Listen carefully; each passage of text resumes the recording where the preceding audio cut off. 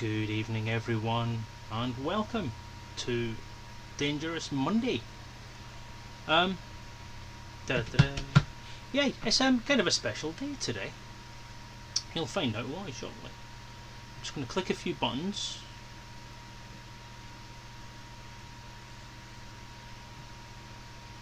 Can you all hear me okay?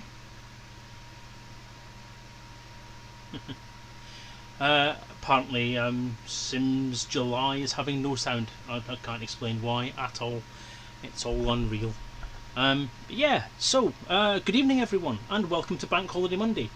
A big day tonight. It's, as you can see from the title of tonight's stream, it is Elite RPG Extravaganza night because we have a couple of special things happening tonight. The first, and I'm going to go into this quite quickly. Well, I hope he does. That'd be really good if he approves. That'd be mega, in fact. In fact, that's kind of what we want him to do. Is just kind of do that. That would be great. What I'm going to do is something I don't always often do, and that's I'm going to stick myself on full screen. There we go. There we go. It's me on full screen. I've still got the stupid arm. Sorry about that. I've been a busy boy today. Let's have less shitty hair. Yes. Thank you, Karumba. I can always bank on you to point out the obvious. Let me just change the camera settings, and I'll be right with you. Let me just pop that onto the full res. And yeah, hi. Something special behind me. That's new. That'll be seen in full for the first time. Ah, fantastic. Can we have a top-down view of it? Apologies for the glare off the lights. But that's the game. That's a bit in my face now. So what's this big announcement then? Well, thank you for the follow, Sims July 1976, Legendary Mikey, and if I remember right, there's a third one that popped up. Are you coming up? Come on. Oh, well, maybe not. Just going to click one more button. And that should be as golden. Let me just check. We are good. Right. The announcement is, as things fall down the back of my telly, I'm not going to hype it too much because essentially it's something that you've hopefully known has been coming for some time. But the Elite Encounters role-playing game is on pre-order. That's it. True. No, that's it. We are on pre-order. It is now available for pre-order. Frontier have given me the go-ahead to say that we can start buying it again because we're in the final stages. I have spent pretty much every day the last 2 weeks in conversation with Frontier and their lovely licensing lady, Janesta.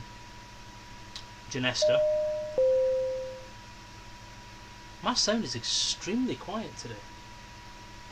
What the hell is going on?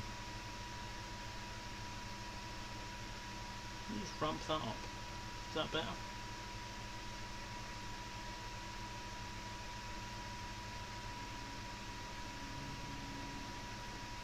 Ah.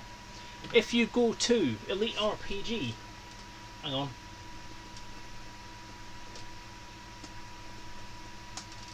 There we go.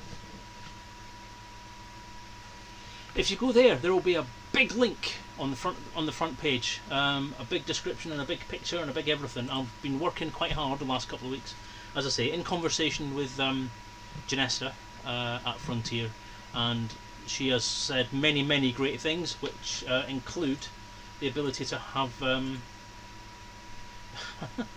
S1 up man. The announcement is that Elite Encounters, the RPG, is now available for pre-order on the daftworks.co.uk website. There is a link. I shall copy paste that all over the place as often as I can remember this evening. And bear with, this is the Elite Encounters RPG, not the Elite Dangerous RPG. More on that in a minute. Yeah, so Janesta and I have had a few conversations. Essentially what's happening is at the moment the book has been submitted on its release candidate. David Braben is now reading it from cover to cover to make sure that I've dotted all the I's and crossed all the T's. and there's everything in there that we like. Now the hope is that basically there shouldn't be anything really in there to change, because Michael Brooks and the team have gone through it with a fine-tooth comb, taken out and discussed with David a lot of the different things that are in there. But obviously everything that's considered to be complete needs to run past David Braven's desk one last time to make sure that everything's ready to go. So we're just waiting for him. Pre-order link keys are broken.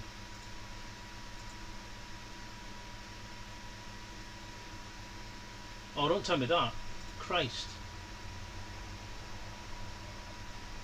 Add to cart. I'm okay adding to cart.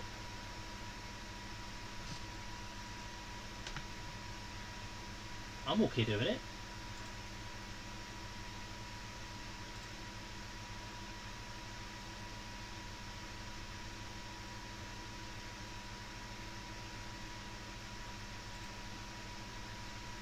Keep giving it a try. It may just be that something has collided with something else. You found a workaround. Yeah, that's the main site. If you go to daftworks.co.uk/eliterpg, it should automatically take you to landing pad. If it doesn't take you to landing pad, then just Control F5 on your computer keyboard, and it should sort it out for you. So quite a lot of this evening is possibly going to be looking at problems with the website. Now, bear in mind, it has not been stress tested, this website. I've spent the last couple of weeks, despite or as well as talking to Janesta, I've spent the last couple of weeks mucking about with web development and mucking about with websites. Revamped my own website and built a shopping store, essentially from the ground up, and tested it exhaustively using various different things. Ripped is correct. What's actually happening? Let me have a look at orders again. Orders.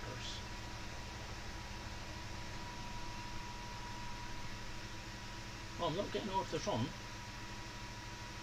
Oh, that's a bugger. That is quite shit, to be honest.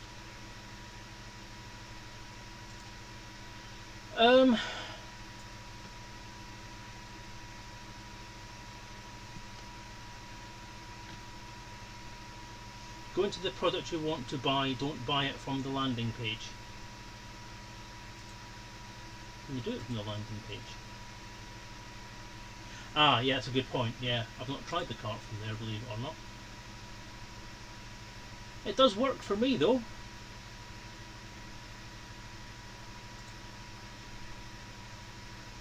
This is one of those things, works for me, doesn't work for anyone else.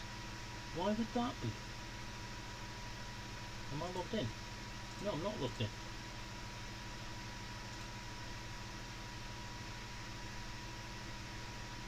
Right, okay, do that then. So what I'll do is I'll post the link to the actual book itself.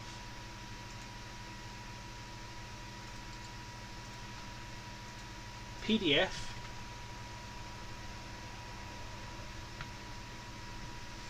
Throws a JavaScript error. If you've got any JavaScript blockers or scripting blockers on your Chrome browser, disable them for this website.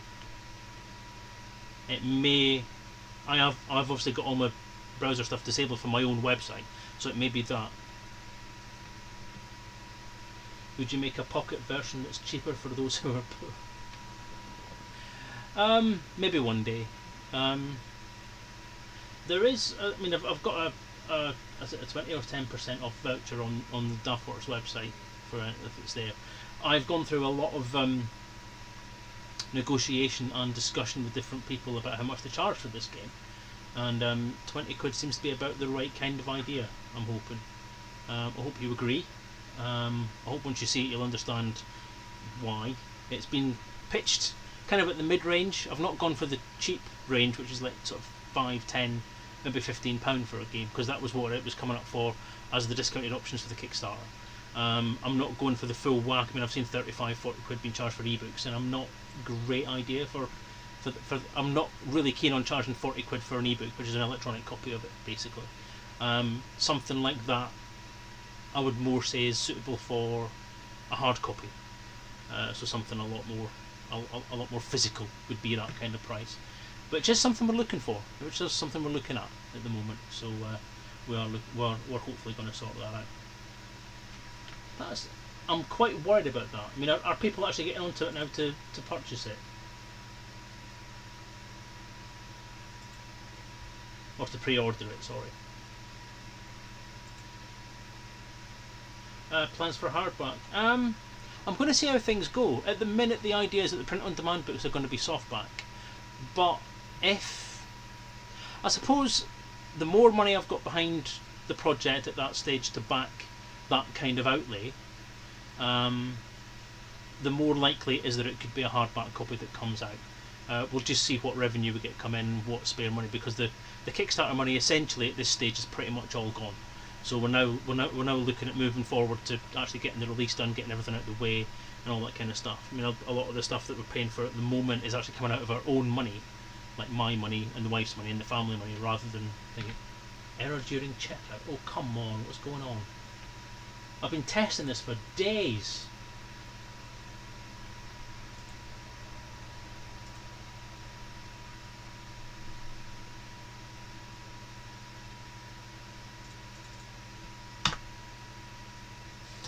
Bear in mind that you will have to register an account on the site, because obviously if you want to use the features on the site, then you have to do that. Sorted, Garzini, what do you mean by that? Is that you saying it's working? Please God, say it's working. There's an order! The first order is Garzini. Thank you, Garzini. It's very much appreciated. Garzini is the first pre-order purchaser of the final book, so I'm quite pleased it's you, Garzini. Well done. But it does prove that the site works. It is working. It is getting through.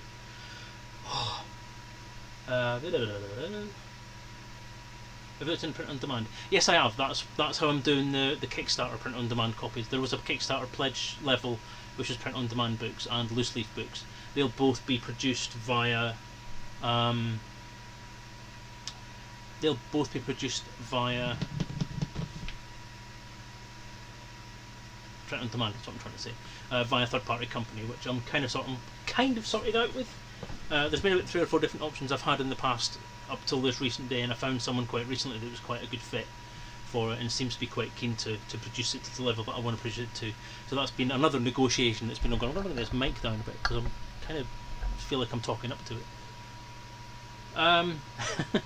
Yay! People are getting in. Right, it's working. Thank God for that. Yay! Thank you. I'm going to assume that the Thargoid I'm going to assume is this chap here. So congratulations. I'm glad it's working. I'm glad it's getting through. If you are having problems, the thing to do is either ping me an email, or ping me a mail through the Elite RPG site or through the store. It has a store feedback thing. I do have an account. I'm just going to grab my phone and just make sure that I've got everything kind of online with it.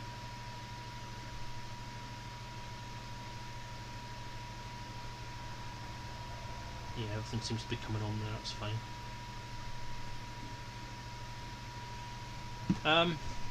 So yeah, I'm quite. Why are different e-formats sold separately? It was the way it was kind of done. The way it was done on the Kickstarter was that there were separate pledge levels and separate pledge items. That if you pledged for a copy of the ebook, you pledged for it as a certain format, so EPUB or MOBI or PDF. The reason being is that they are very, very different formats to create. The MOBI and the EPUB have to be formatted in a certain way. They're very similar, but there are small differences in the way they have to get put together, and that's one of the main things that I'm doing at the moment. The PDF was the first version because it's the full. Check your donations. On where? On PayPal or on the website or on Twitch? I'm not watching Twitch, so I'm not sure what's going on. I'm not obviously watching my own stream right now, so. Hey, that's pretty cool. DJ, are you aware that your stream is actually front page on well, it is for me anyway. I don't know if it is for anybody else. It's front page on the Twitch website. Streamlabs. I've not had an email. Is that? Oh right. Okay. Yeah. I think I've got it. It's come up as a PayPal notification more than anything else. So I assume that's it. But yes. So thank you everyone for supporting it so far and sticking with it. Problematic though it may seem to have been at the moment. Yep, there's people coming through, so that's orders coming through now. Brilliant. Marvellous. Marvellous. Refreshes inbox. It's a pre-order, Ripped. Pre-order. That means it'll come out when it's out. Right, so without distractions, I'm not going to look at the chat.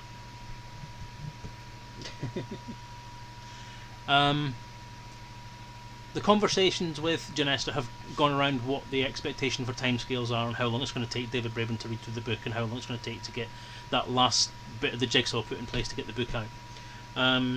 Essentially, it's when David's done with it. If I get the approval back right after the read through and he's happy with what's there and he sends me a thing saying yes, that's cool, go for it, then I'm hoping it should be a couple of days to maybe a week. The first thing I need to do is get the Kickstarter pledge stuff out. Once that's done, then I can start looking. Anyone who buys it on the website will have it from there. So once I get the Kickstarter pledgers sorted out and resolved, then yeah, it'll be sent straight out from there. It'll be available as a download. Don't add it to the cart from the front screen, Game of Cats. Go to the actual product page itself and add it from the product page. And disable any JavaScript blockers you might have. Fluffy Bun, thank you for the host. That probably means he's going to pop on here and say some silly things again. So yeah, if the worst case scenario is that we get a thing back from Frontier saying that there's changes to get made. If that's the case, I can't honestly see it's going to be anything kind of major. Because as I say, David Braben, very many other people are actually coming on there, and very many other. Oh, God's sake, I'm tongue-tied. I'm actually I'm worried about the shop. I'm watching the chat. I'm worried about what's going on. And I'm concerned about what's happening next. I'm not concerned, but I'm excited about what's happening next as well. So I'm trying to get this drawn to a close.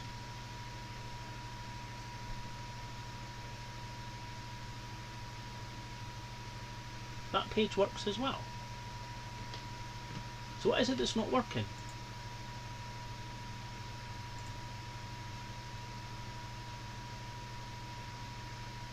Ooh, that's interesting.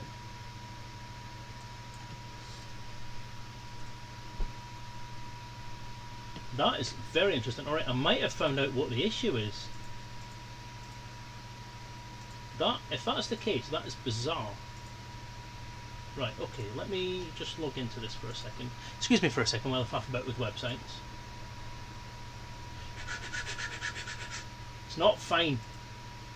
Things aren't working properly. Right, let's have a look at that link. Change it to that. Right. That's it. Right. Refresh your page. If you go to the Daftworks website, go to daftworks.co.uk/store. Don't go to www.daftworks.co.uk/store. Go to Daftworks. I've changed the link on the website, on the Elite RPG website now, to point to the correct URL, but for some reason www is not being popular. Right, I'm going to open a can of pop. That's fine. Dropping frames, that's not a good thing.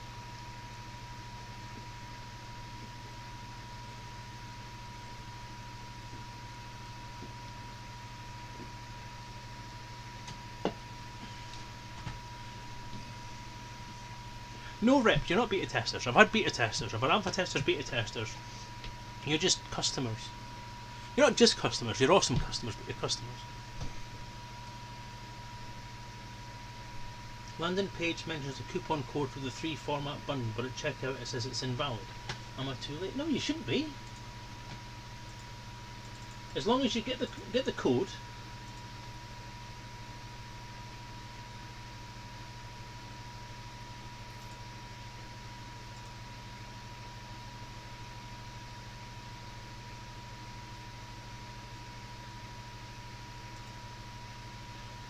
Go to your shopping cart. If you have a coupon code, put the coupon code into the box on the shopping cart page and say apply coupon. It should say it's available. Yeah. I said that. Yeah, as it says on the main page. Read the main page. Read the Elite RPG page. it tells you how to use it. You have to log into the website. You have to log into the store and create an account, otherwise it won't work, because it has to register the fact that you are an individual person with a code. Sorry, I couldn't actually make it work for guests and keep it under control for one person to use it once. So yeah, you have to log in. My mistake. It does say it on the RPG page. I think it says it on the product description as well. I'm not sure.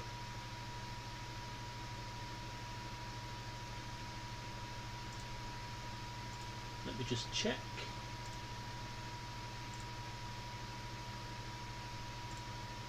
It doesn't say it on the bloody page, does it? It does. It says it on the bottom. It says you must be registered and logged into the store to claim your discount. It's got a little star next to where it says the stuff. If I just change the colour of all that and make it nice and clear,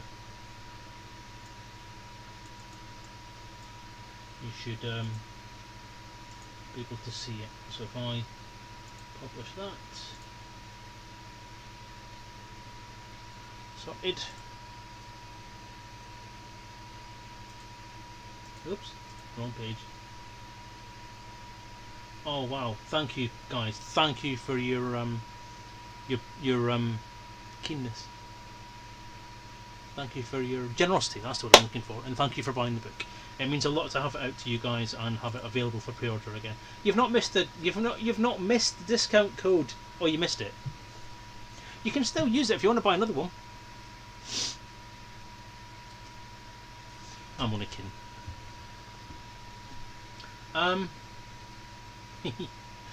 Well, again, thank you. So next, yeah, the worst case scenario would be if David Braben comes back and says there's changes to get made, then obviously have to action those changes.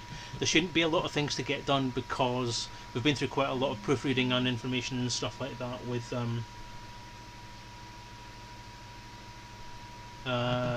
Michael and everyone else who've gone through quite a detailed read through, and it's all looking pretty good. This is me getting thousands of emails now from the Daftworks store. Yeah, there we go. So I'm not anticipating there should be a lot of things to change or muck about with or change around or hopefully remove, as long as Mr. Braben's happy. So we'll go from there. So once we get the approval, hopefully just a few days worth of faffing about to get things ready to go.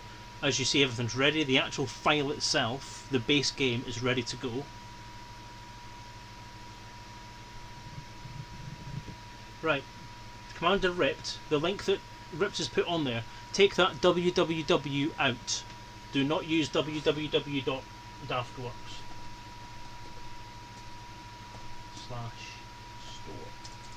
No www. I've seen this happen before on my websites. I've seen it happen on a couple of other websites as well. That the www bit doesn't seem to be in the DNS properly. If I go into the website from my local computer, and I use www, I know that something's not right because the little icons at the top with the little phone number and all that kind of stuff aren't there. They're just little black boxes.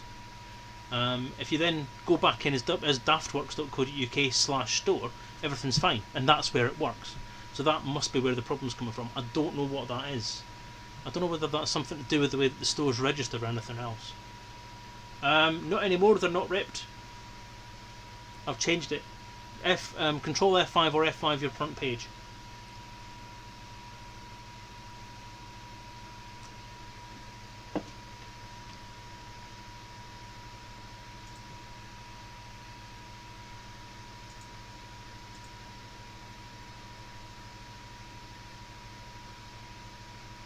Did I see your comment about 2 copies?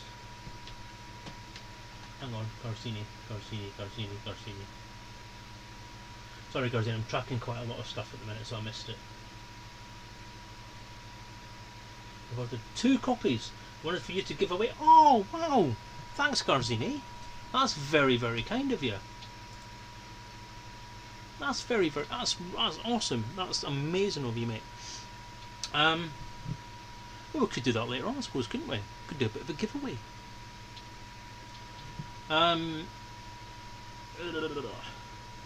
The thing is about having the ability to do the store, I can do codes for giveaways now as well, which is quite awesome. But yeah, that's really kind of you, mate. That's really kind of you. The way I'll run that then is if we do maybe that later on in the evening, I'm not sure how much actual gaming I'm going to get done tonight, the way things are going, because there is something going to be happening shortly.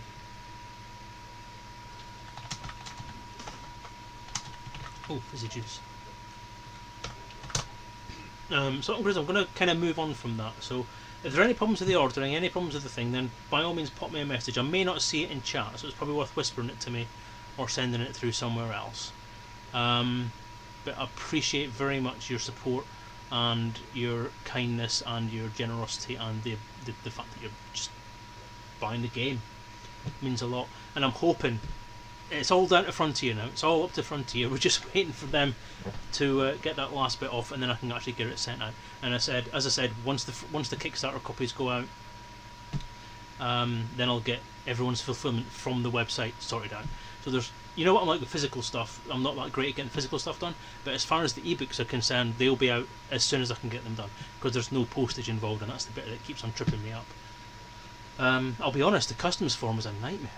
It just doesn't seem particularly clear.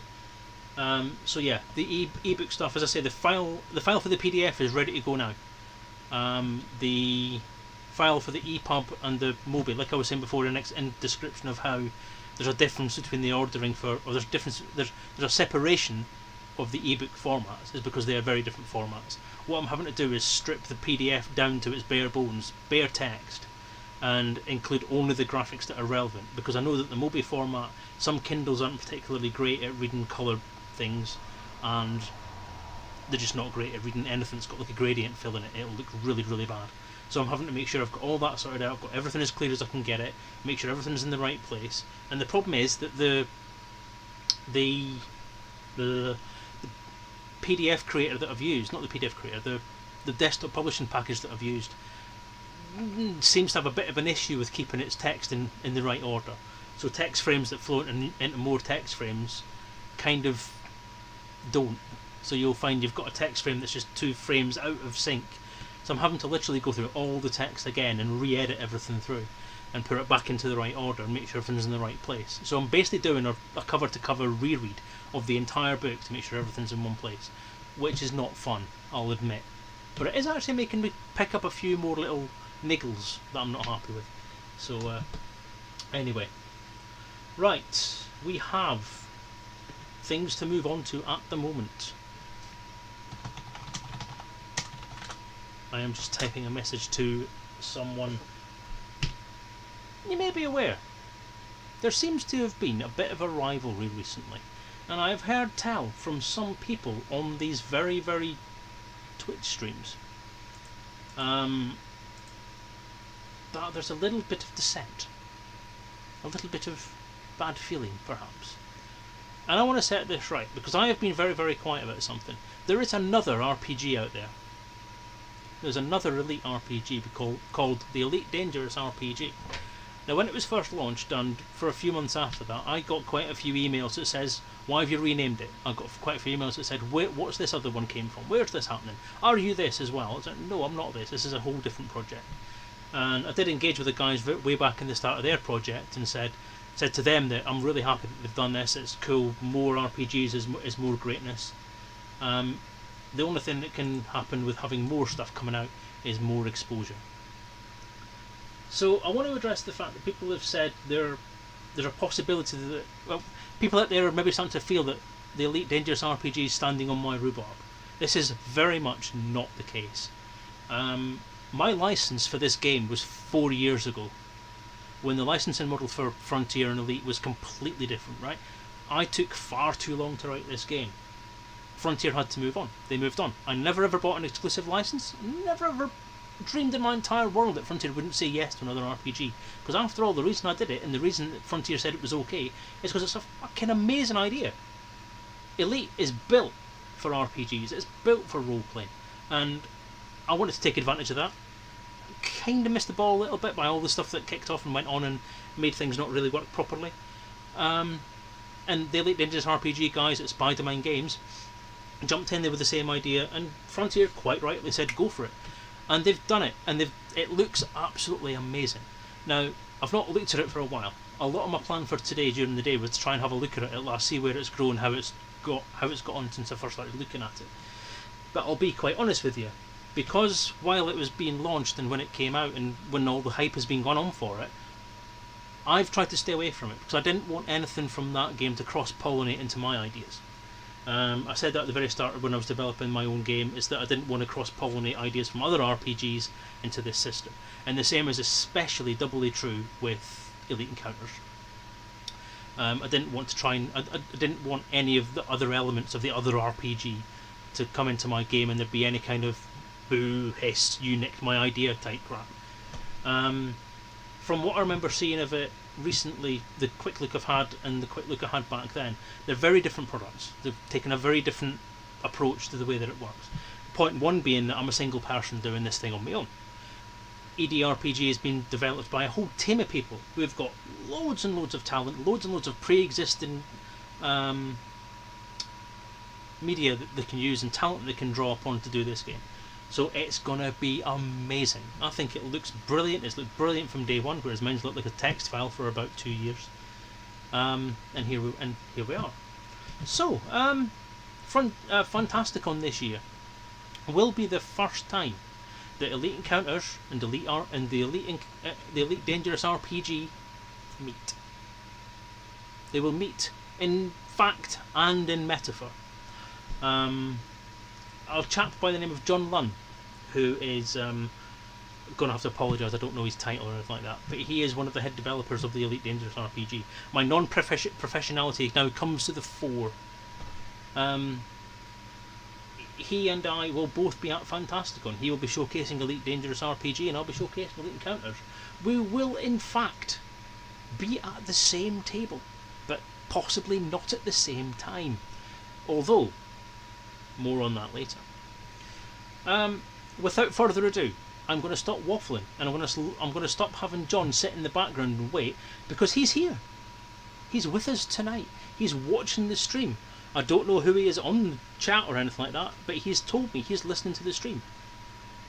So we're going to get him online, we're going to have a chat with him, we're going to find out what it's all about, and we're going to tell him to stop his development because Elite Encounters is better than anything else that anyone can ever make.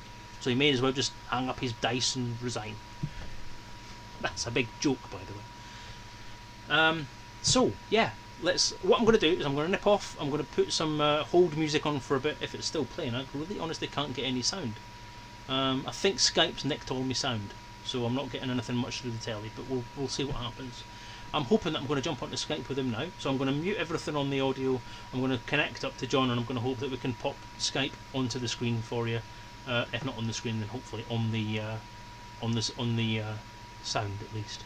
So I hope you enjoy it. It's a bit different. It's a bit kind of out there and very unexpected, because this is only started out today, while I was in IKEA of all places. So yes, I shall put the whole screen on for the moment. Let me go back up to there. No, don't want you. I've had you already.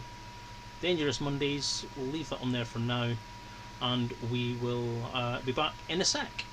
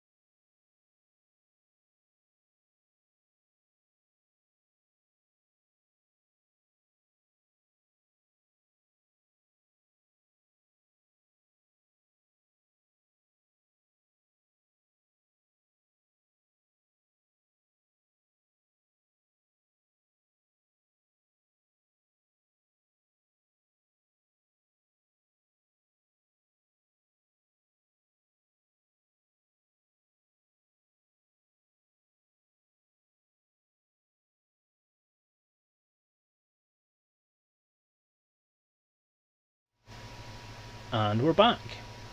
Hello again, everyone. Right, I'm just going to pop something on the screen while I grab John. I'm just going to try and grab a window.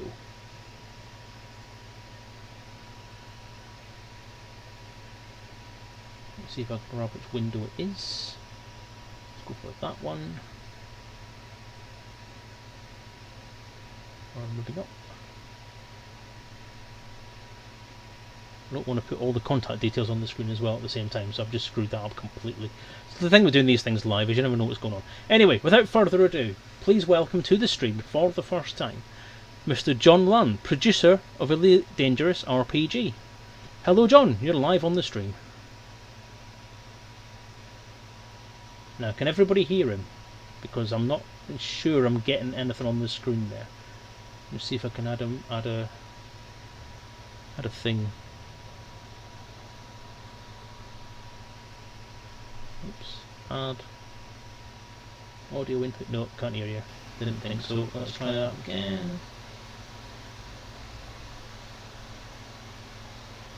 Audio output capture.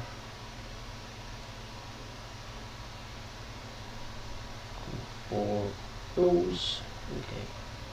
Okay, try that again. Say something, John.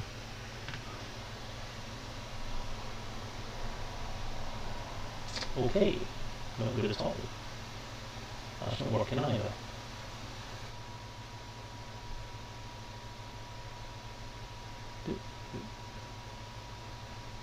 Yeah, it's because I've got two of the input stream, but it doesn't seem to want to grab the Skype window. I wonder if I can grab the actual Skype window itself.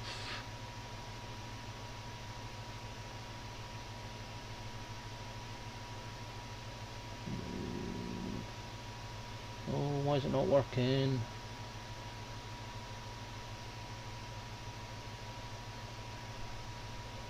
I thought this newfangled technology was supposed to be easy to use.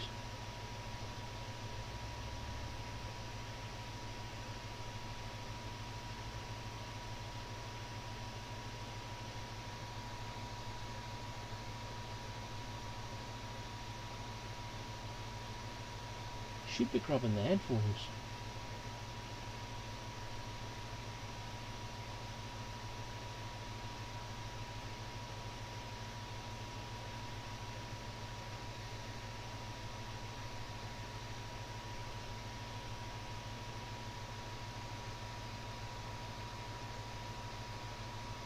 Let me try something. Audio settings.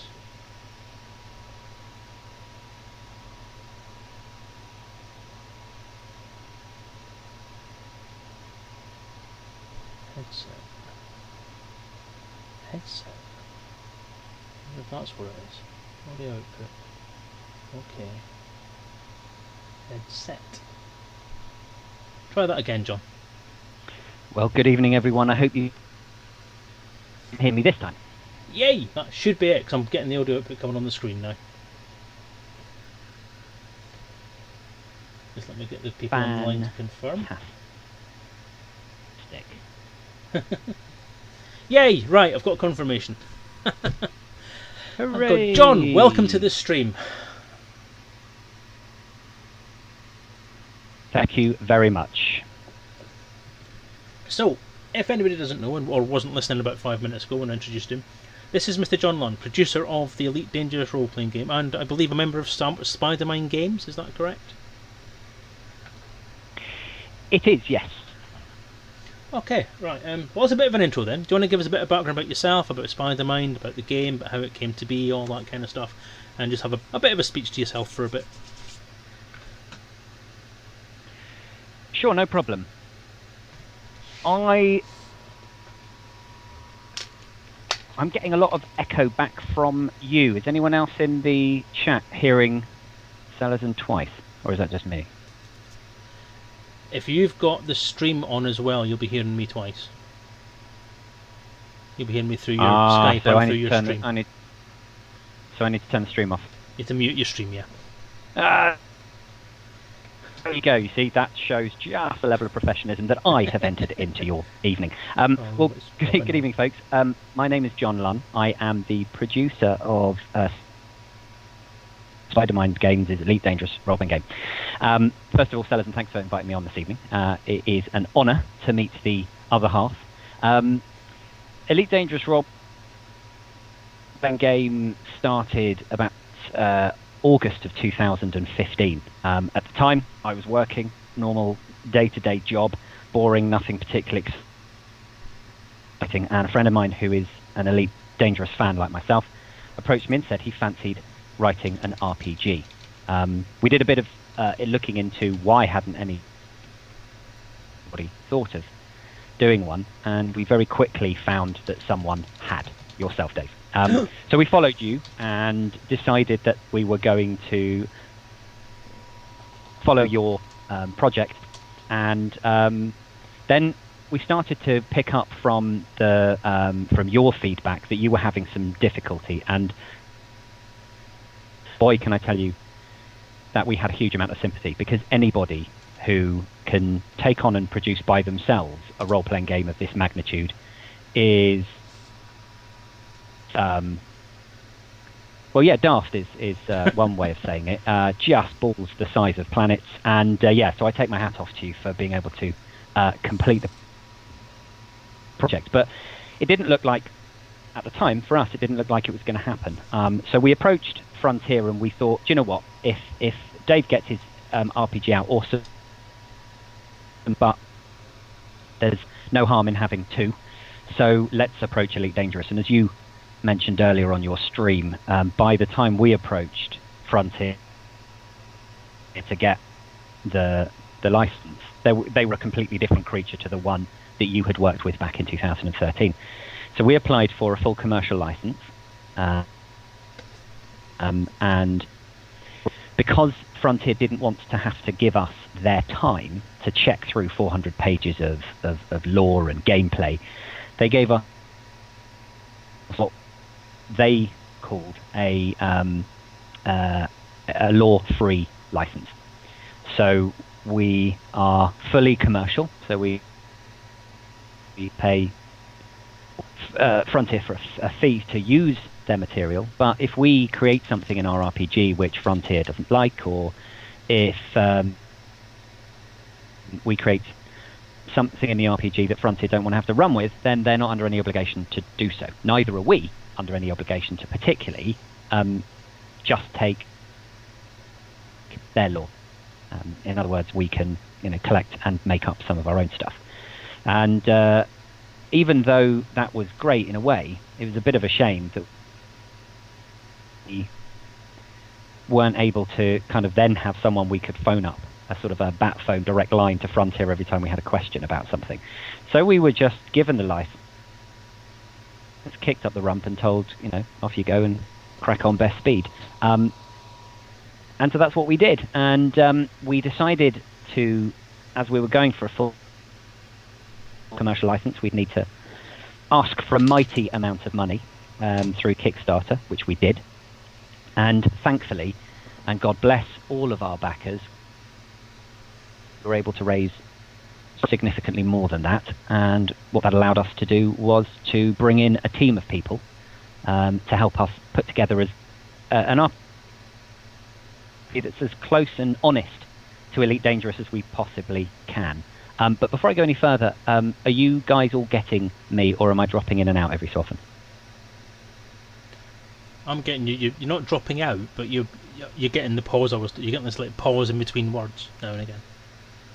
Yeah, it's bizarre. I don't know why that's happening, and apologies to everyone in the stream for that. But yeah, so we decided that we would try and make as faithful a replication of an RPG as possible. So, looking at Dave's, we knew that he was using a D6 system, so we thought, well, actually, nah, that's rubbish. That's not going to work. And, hey!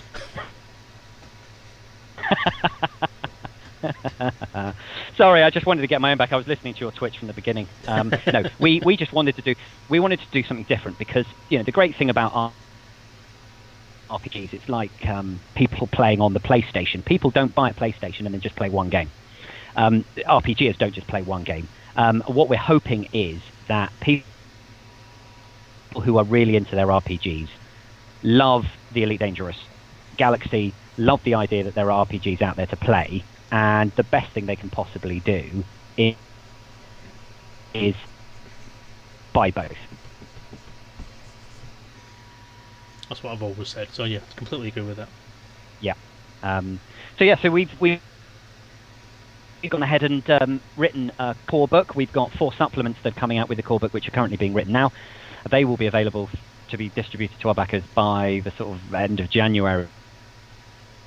But the core book is in physical production as we speak, and that will be back in the UK on the back of a lorry, hopefully being delivered to GameQuest, who are our distributors, by the end of September. And then it'll be in places like FDev Store, DriveThru RPG, Amazon, and various other places for people to buy the actual hardback solid copy if they aren't one of our backers. And if you're one of our backers, then you'll be posted out your copy as soon as we can. Amazing. I'm not actually one of the backers, sadly. And that is pretty much enough of my wittering, I think.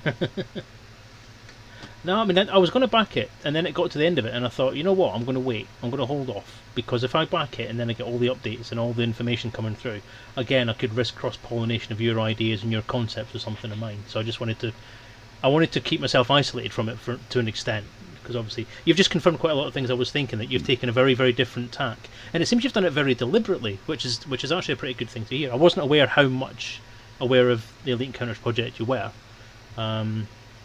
And the fact that you had such faith in me that I was going to fail, that's why you started your project.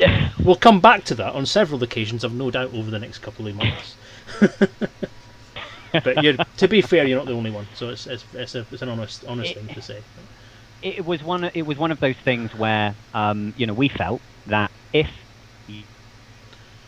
you didn't succeed, then there is an Elite Dangerous role-playing game out there for people to play. If you did succeed, then as far as we were concerned, that was equally as awesome, because we knew, both Oliver and I are of an age, like you, Dave, that come from the original Wireframe Elite, and followed things through Elite. I know of your Gazetteer and the stuff that you and others were writing for Elite, and I also had picked up from what you were talking about when you first launched your... I came to the Kickstarter late. I came well after Kickstarter had finished, so I couldn't back any of it. I came just to buy the game afterwards.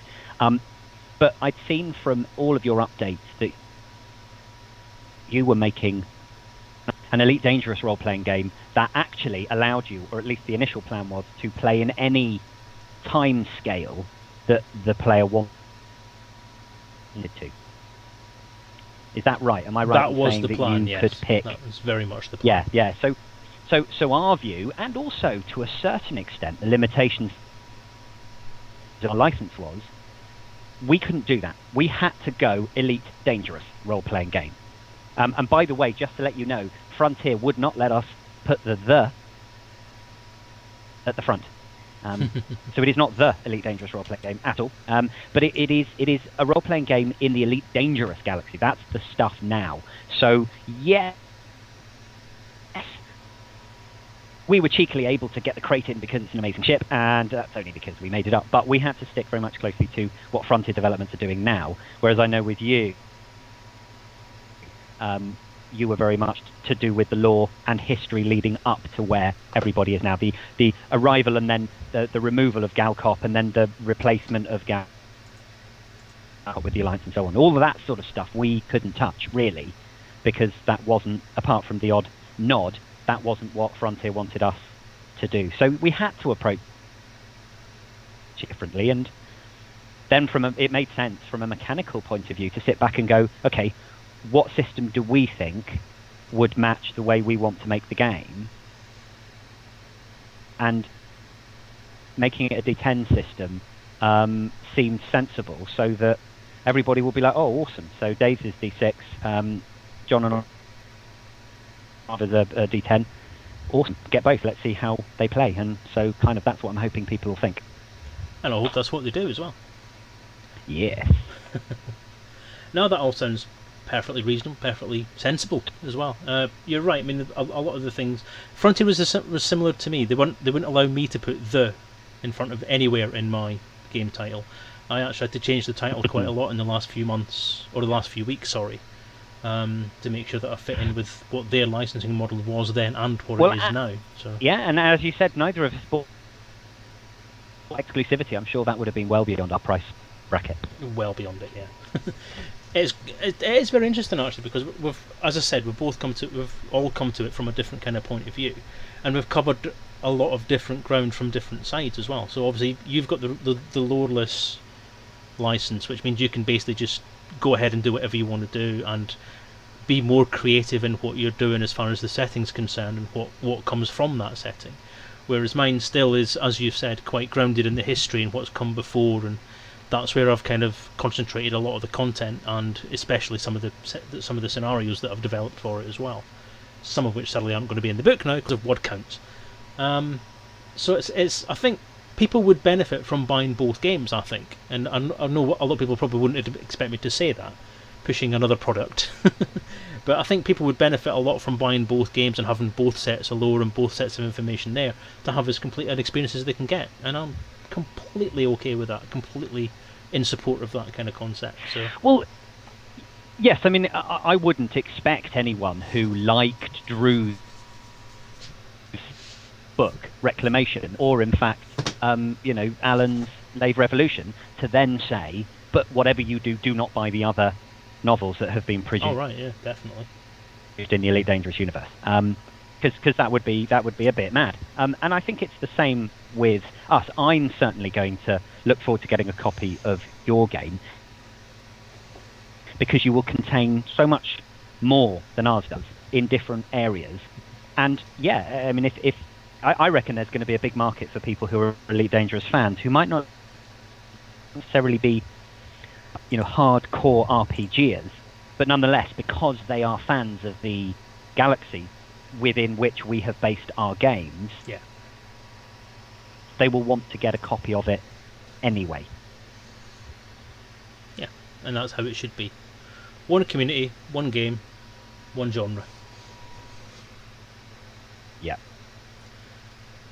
So I agree. So this rivalry that everyone seems to, or not everyone, that's not an overgeneralization. This rivalry that some people think that I have against you or that you have against me is just not there. Because as far as I'm concerned, there's more than enough room for both games, more than enough room for stuff like this. And if a third one came along, I'd welcome that with open arms as well, because it's a genre that needs tapped. I think we've pretty much covered it from both ends on our two games anyway, so I don't think there's any room left for anyone else. But if anybody else wants to give it a try, feel free. Don't dilute the market too much. Yeah. But yeah, completely agree. So yeah, I'm looking forward to it, and I'm looking forward to seeing your game. I will buy a copy at some point. Hopefully either before Fantasticon, or if you're selling it at Fantasticon, I'll buy a copy there as well.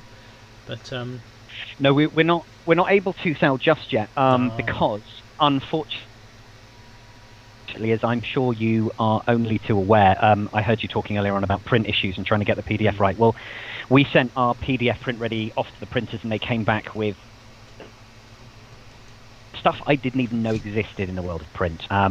The colours of certain pictures are too saturated, and therefore, if they printed them the way they were now, the page would end up being foggy. Other blacks aren't black enough. Yeah, quite. So we're messing around with that at the moment, and what that basically means is that we won't have physical copies to sell. However, we will probably, I hope, have physical copies to sell by the time the Frontier Expo arrives in October, beginning of October. So,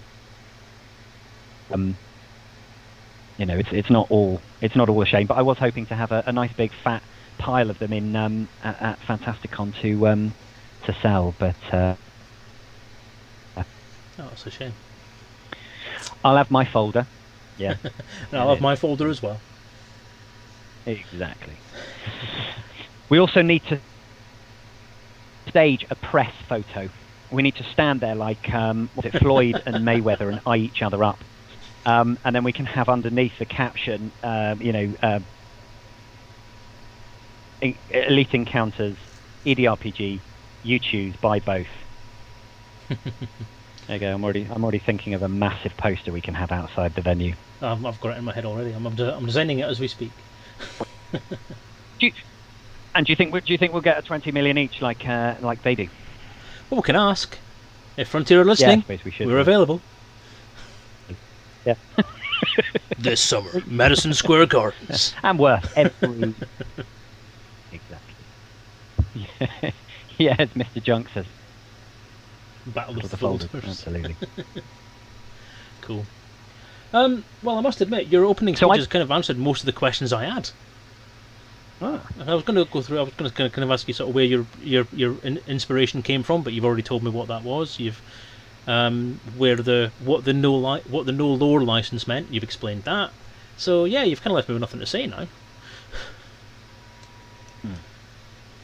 Well, it was very kind of you earlier on to say that we have a big team behind us, but I think I better admit that there are some experts that we've hired, and then there are two just elite fans behind all of that, driving it, because we are extremely lucky to have had a team of our designer, Bruce Kennedy, who's a genius and whose graphics basically everyone can see up on the screen, and Josh Attack, one of the original concept artists. He agreed to do some pictures for us, as did a number of other people.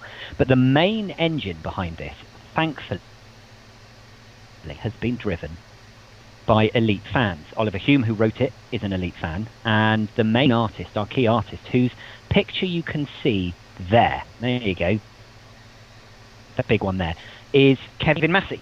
And he is, I think he's just finished college, and he wants to become a full-time artist, kind of storyboard and concept artist.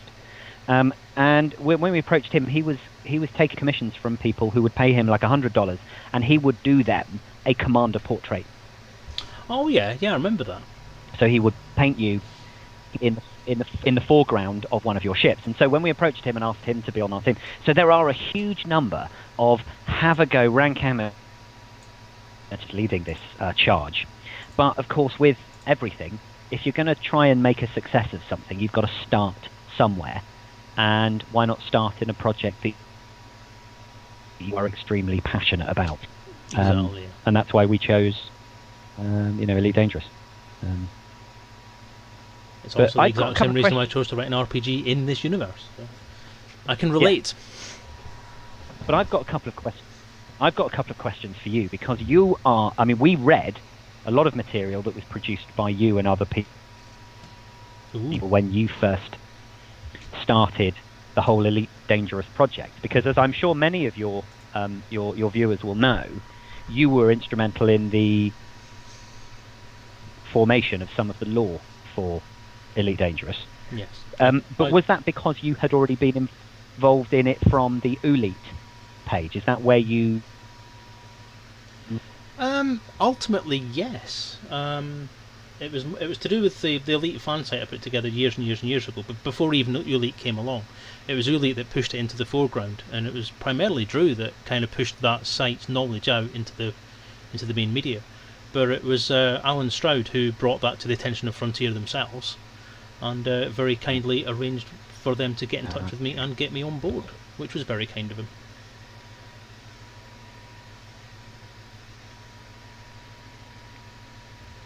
Yeah, because it's lovely being able, when you apply for a license, to peer behind the curtain somewhat. But it's interesting because for us, we're looking at this hallowed text, because to us it was very much. And that's why when we produce the game, even though you'll see alien creatures in it, you'll see other vehicles, other land-based vehicles than just the SRV. What we hope we haven't done is taken something and taken it so far off into the fantastical that people look at it and go, nah. I hope that people can look at what we've produced and go, I can see how that happens. Just at the moment it happens below the docking bay, or on that Earth-like planet, or wherever. Yeah, it's kind of the opposite. Your book's going the opposite way to what mine's going. You've been restricted as far as background lore is concerned. I've been restricted as far as creative development onwards has been concerned. So that's I hope that as well. I mean, I think it's interesting when you read an RPG's background, even if it is one that's based in a real slash existing fictional universe that someone else has built, where you can take that. And I think your game is going to be very interesting to read because of the creative aspect that you've all put into it, to see where you've taken it forward.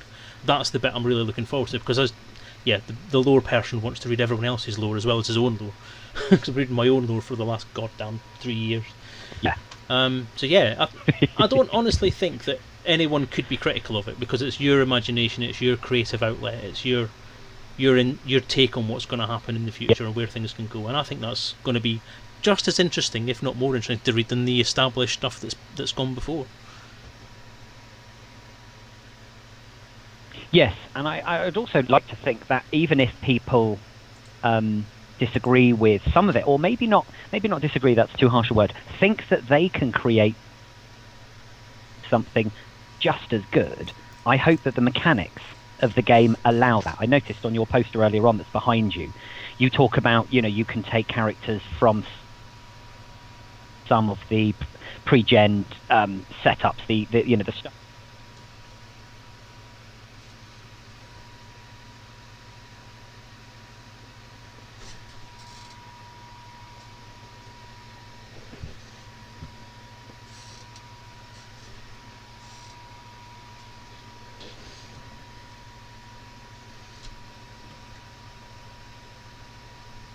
Give them that ability to.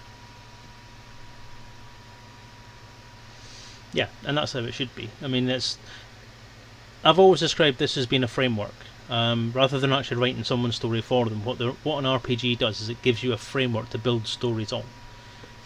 And I think both of us have taken that kind of idea and run in a certain direction with it. Whereas I've given people the background and the establishment of how the universe feels, you've taken one aspect of how that universe could develop, and both of those are good hooks, to use someone else's word, into how to get your game and your campaign working. And that's always how things go. Hang on. Oops, hang on. Someone just made a very good point that I've only engaged your audio on one stream, so when it flicks back to me, no one can hear you. Ah. So, yeah. Luckily, I was talking through most of that, so... hopefully you should be back on now. I'll put it back on. So, sorry about that. Sorry about that, guys. I completely forgot that I've not had a video. Sorry.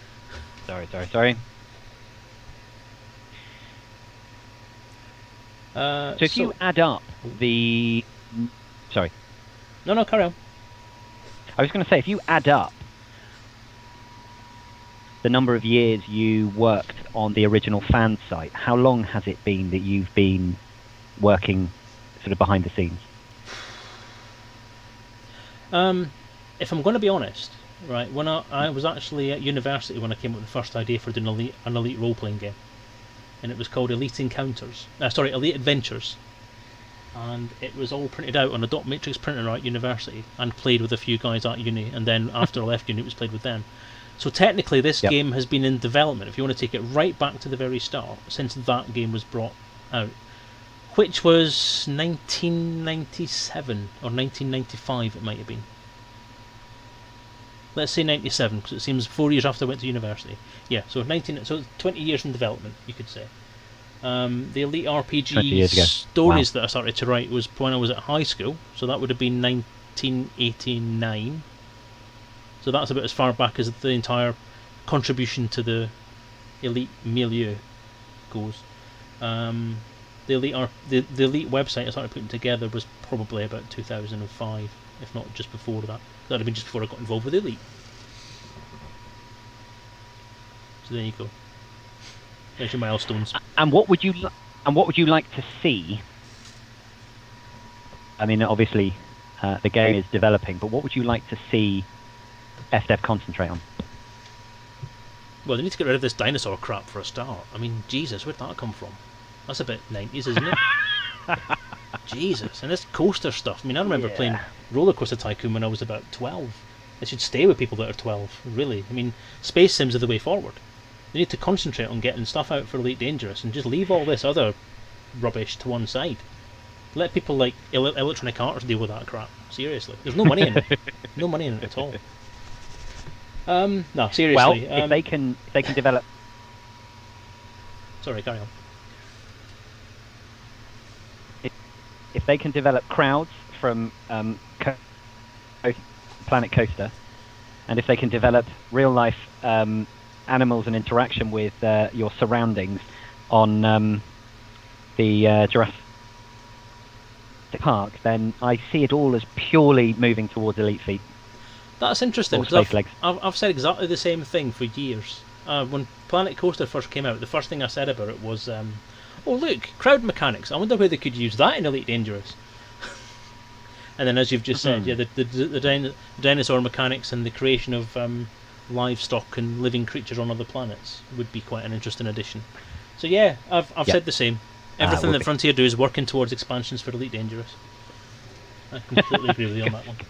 Okay, Garzini wants to know when the Coaster RPG is coming out, so I'll leave that to you. We will step aside and allow you to have an exclusive license for Planet Coaster RPG. Oh, you've gone all V. You've gone all electronically reverberating. And that's quite cool. I don't know what I'm doing there, but yeah. I think. Could you do a dinosaur RPG? Would that work? You're constantly having a boss fight, aren't you? Pretty much, yeah. It depends on what road I would want to take it. Obviously, I would do the lore-based one, so I'll do the history of all the Spielberg films, and then you can do the where does it go from there part of it. So we could work together if you like. That sounds great. Given my track record at timescales, Garzini, I'm going to say that I could probably have a roller coaster RPG out probably about 2030. I use that joke far too often. Anyway, yeah, so we'll move on slightly. We've got the our first ever meeting coming up. We've got Fantasticon coming up. We've got a bit of a plan for that, haven't we? If anybody's coming to Fantasticon... Well, we have. Sorry, carry on.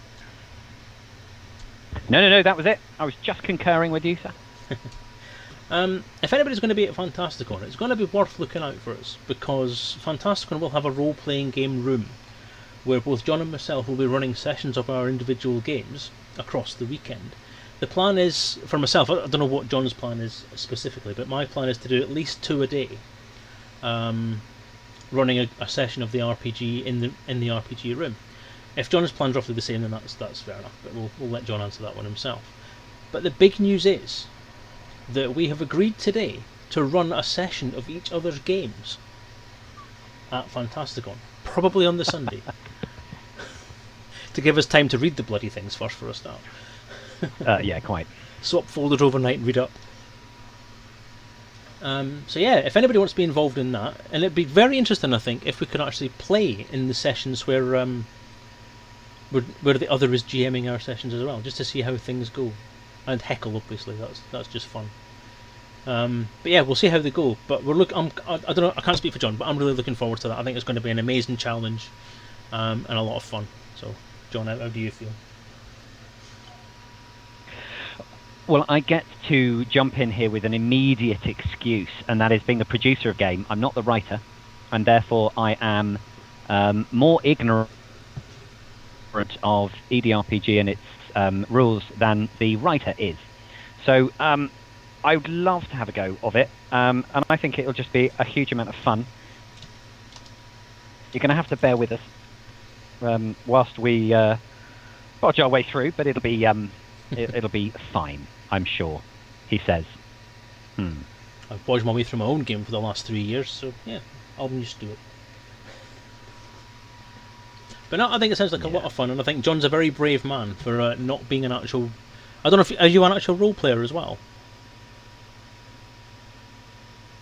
Yeah, I am. Yeah. No, but I don't GM. I hate GMing. I can't stand GMing because for me, GMing takes a certain skill. You've got to have an ability to think on your feet and know the rules inside out. Whereas being a player, you can just be a bastard, heckle, always say you want to go in the wrong direction, and just generally mess about without the responsibility. So I mean, everybody get to have their revenge on me, but no, I will be running 2 sessions. My plan is 2 sessions a day, but if it only fits in that we can have 1 session a day, because I don't want to be hammering through a session at sort of 11 o'clock on a Saturday night, most especially if Frontier are buying drinks, which I hear they are. That'll be a first. Yeah, at least at a fantastic one anyway. So I mean, we'll see. Yeah, exactly. But I mean, we'll see how it goes. But I'm also quite happy to offer an alternative if people quite fancy the idea of rolling up the character, because I know it's difficult, because when you turn up to some con, you get thrust a character that you have to play, and you just get thrown straight in the deep end, which is grand, because you've only got about an hour, maybe 2 hours to play a session. And for us, because we have personal combat, ship combat and SLV combat, I would want people to get through and have a taste of each. It could be that actually people would prefer to roll their commanders up, the ones that they fly with on a daily basis. They might want to turn them into an RPG character, and I'm equally happy to do that. So I'm happy to take basically the guidance from whoever turns up and wants to have a game. That sounds like a good plan. I mean, when I've gone to cons, I've gone to LaveCon, Fantastic Con, Elite Meet, and wherever else I can take the bloody book, to be honest. When I've taken it with me, I've always been very open with what actually happens in the session. If people want to use a pre-generated character, then I've got them there. If they want to roll their own up, we can do a role-playing, do a character generation session, or just do what they want to do. I mean, even with the vehicle combat system, the kind of miniatures rules that are in there, if people just want to sit and play that, they can play that. So I've always been very free from just take people as they come, don't dictate what's going to happen, have a quick session prepared, ready if anybody wants to have a game, and see where it goes. Seems to work. No, I am very much the same. I'm a bit disappointed in a way for Dan, because when we first spoke about this, it was in Bristol at Elite Meet. We were going to have a situation where I could possibly turn up with some items to sell and a book. And because I haven't got that, it's a shame, because I feel like it's a bit coming without a fanfare. But actually, in a way, because both of us are pretty much the same situation, where we've got a near as damn it finished, I actually think that's better, because then it doesn't turn into a pissing contest. It's just actually a nice opportunity for a bunch of RPG fans to sit down and enjoy a smorgasbord of RPGing in the Elite Dangerous universe. Good, you actually start to sound like Dan there. Smorgasbord of Elite role-playing. Amazing. Yeah. I completely agree. Line. I mean, the one thing I'm kind of half expecting to happen by the time we get there is for Dan to organise some kind of Q&A session with us up on the stage or something like that. It wouldn't surprise me if he gets that sorted out before we get to the weekend. More than happy to do that. Me too. For the record, Dan, if you're listening, yeah, we're quite happy to do that. And I mean, I love talking about the game. I love talking about our RPGs in general. It'd be awesome to do a session with you and just see sort of where the conversation could go. Obviously, but I'm quite enjoying this tonight as well. So quite enjoying that. Just downplaying it slightly. I mean, it's amazing to talk to you at last after this long, and just great to hear what the game's going to be and sort of what's coming up. So yeah, it would be great. Well, likewise, it's been a pleasure to have come on here and chat to your amazing viewers, and also it's just been nice to chat to someone who's an RPG fan, because that's why I got into this in the first place, because I love RPGs, and Elite Dangerous needed one, and now it's going to get 2, and as far as I'm concerned, that is awesome. It's always the same, innit? No Elite RPGs around for 25 years, and all of a sudden 2 come along at once. You're all spoiled, you lot. Like a bloody red buses, exactly. Oh, and we're part of the book launch. We're going to be updating our website, so yeah, that website's going to be going soon. Yeah, we'll get a nice shiny new one. I'll beat you to that. I win! Yay!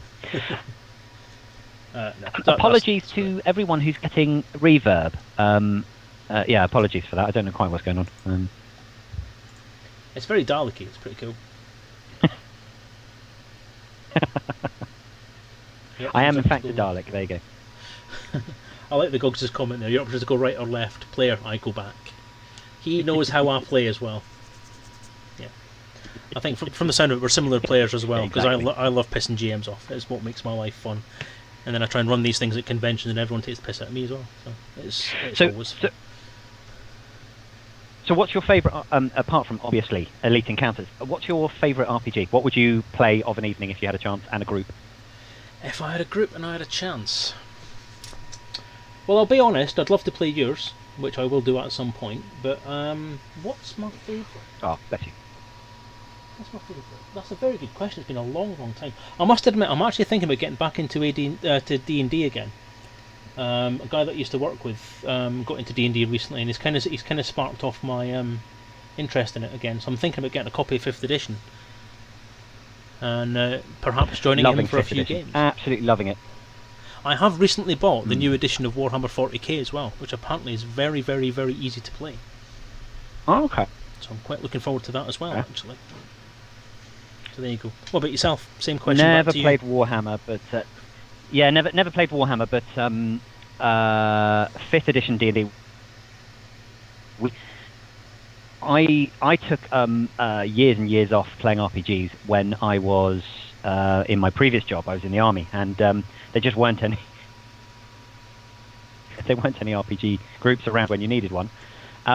So I got back into it after I came out, and I started off doing 4th edition D&D, and it was hard work because everybody. I mean, I was only playing a wood elf, but everybody had these feats and powers, and so my simple wood elf, who just shot arrows at things, had 2.5 pages of the different ways in which you could execute that shot, and how many times did you want to split the tree and fire 2 arrows? How many times did you want to be able to move double distance whilst firing? And there was just so much stuff going on, and it ended up meaning that in a group of 6, no joke, someone would take about 15 minutes to take their action because they were going through pages and pages of stuff, and it was just it took a long time. And I think maybe Wizards realised this, and that's why they did 5th edition, because 5th edition is much more intuitive, it's quicker, it's smarter. Even a magic user can play off a 1-page character sheet, so it's a much more it's kind of game, and it's much slicker and faster. So that's why I like it. I'm a big fan. Cool. Looking forward to that myself now. Marvellous. Sorry, just trying to type something up there. Okay. So, I've noticed, I've just been having a look through the web page that you say is now rubbish and is going to get updated. I disagree. It's loads of information on there, far more information I used to have on mine.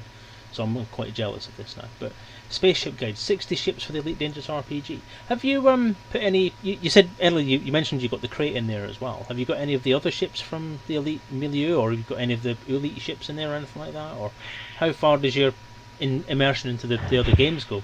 For the... Yes, for the core book, we have the crate is the one extra that we've added in. And this one is to be able to put the crate in without spoiling anything too much, we've put it in as a variant.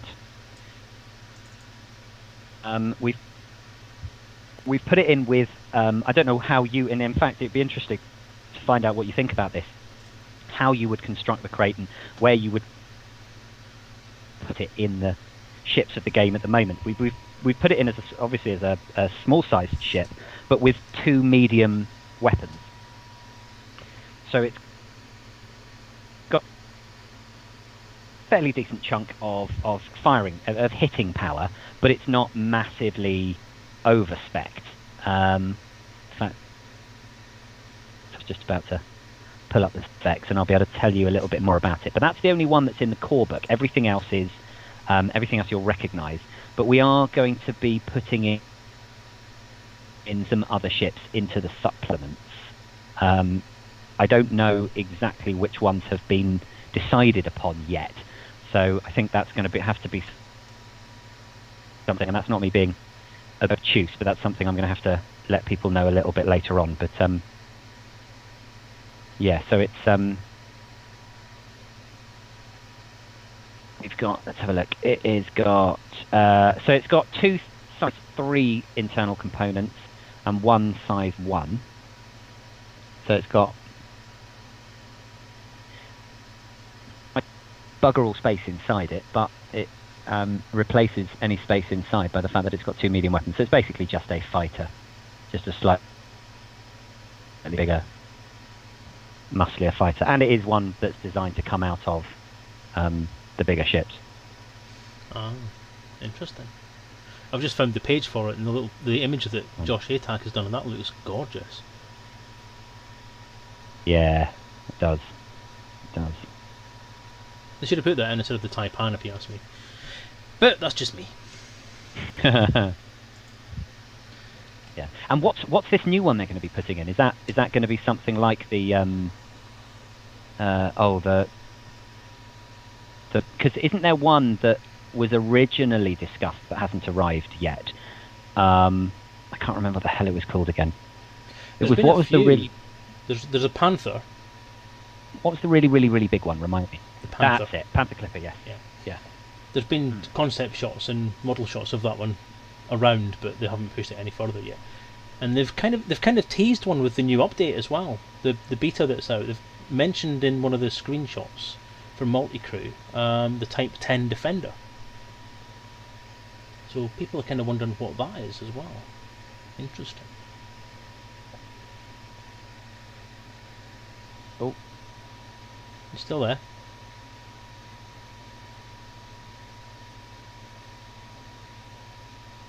John? I know he's been having a few communication problems and connection problems, so I may have just lost him. You still there, John?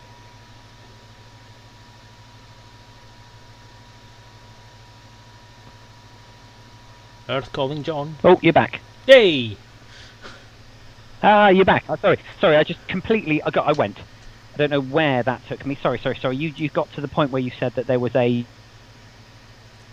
Type 10 Defender. Yeah, the Type 10 Defender. And It's been teased.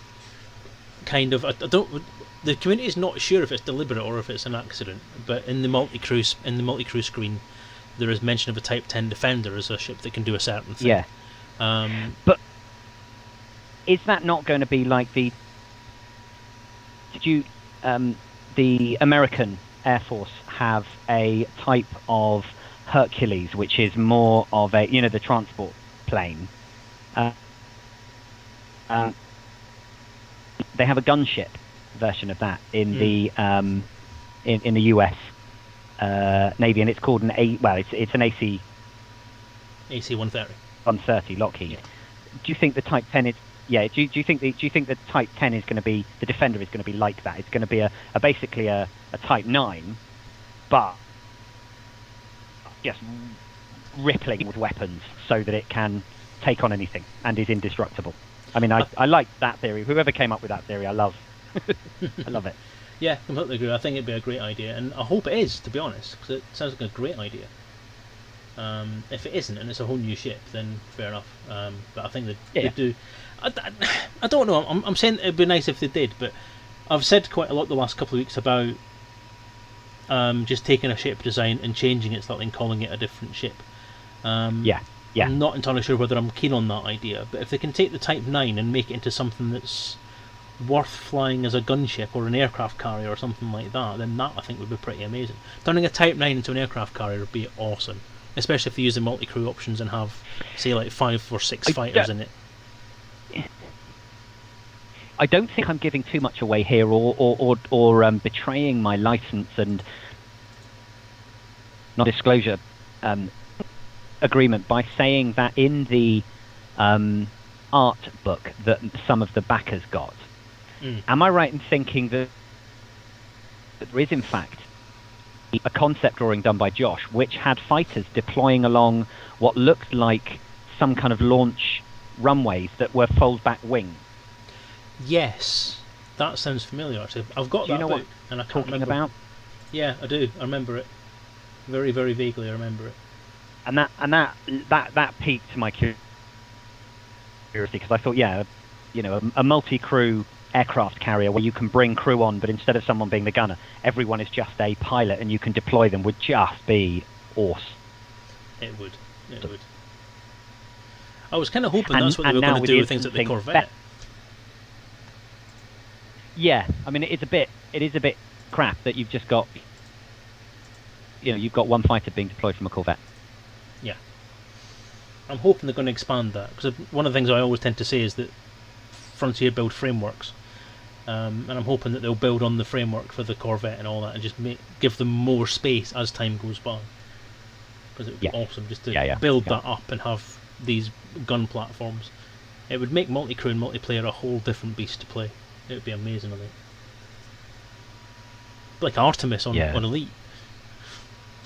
I just love Artemis. I just think it is so cool. Everybody loves it when they actually play it.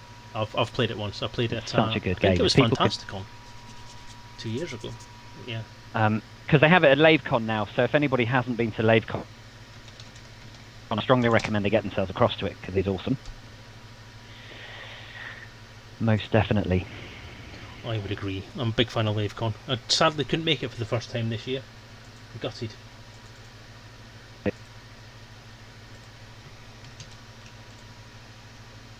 Yeah, Sparrow Black says that it actually that picture probably was the Panther Clipper. Yeah, I'm sure it probably was.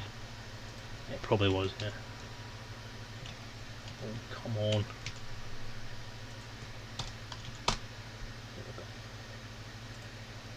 Sorry, I'm just trying to sort something out online while I'm talking. Not fully focused. I am happy if anybody wanted to answer questions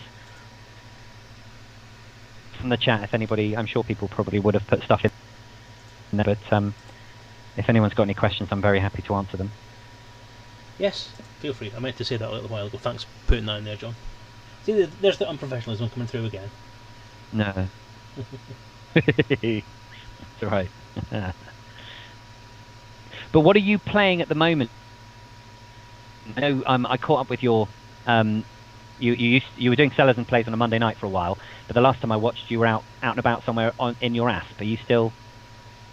As of I think the last 8 weeks now, I've been doing Road to Riches, which is exploring round about 2,000 light years out from the core, just doing a bit of a circle around there. And there's a list online that you can get, which is a load of places that have got Earth-likes and water worlds that bring in some good money for exploration. So I'm following that route round, see how much you can make. So far, I think I made about 60 million, and I've only done 60, 70 systems. So it's a very lucrative route, especially if you just start now. 60 million, that's 60 not million. bad. I think at 97 planets at the moment. And so, how far away are you from Elite? In exploration, or have you got that already? In exploration, I think I've just got to Trailblazer. I think I just got the promotion to Trailblazer in beta. So when I go back into playing the main game and do the Road to Riches from there, I think I'll get the Trailblazer award when I trade in my goods, at least. So I'm not anywhere close to Elite on anything, really. On Combateer, I'm still mostly harmless. That's how little combat I do. But I keep challenging people to duels and losing for some reason. Yeah. No, I've got I've got about 80 million. I think I've worked it out. Doing the maths, I've got 80 million to go for Elite on exploration. And what I really want to do is I've been watching the streamers Captain Skooma. Have you been watching that at all? No.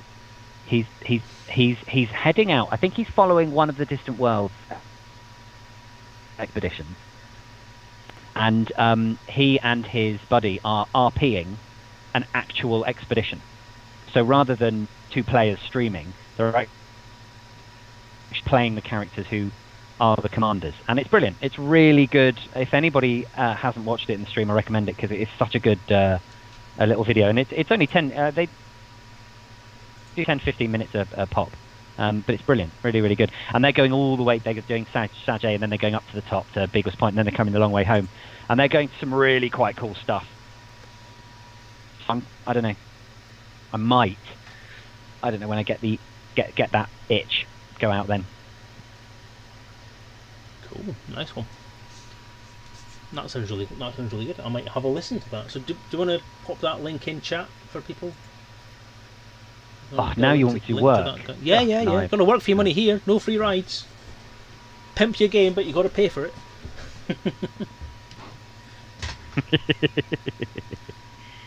Let me see if I can find my friend Captain Skooma.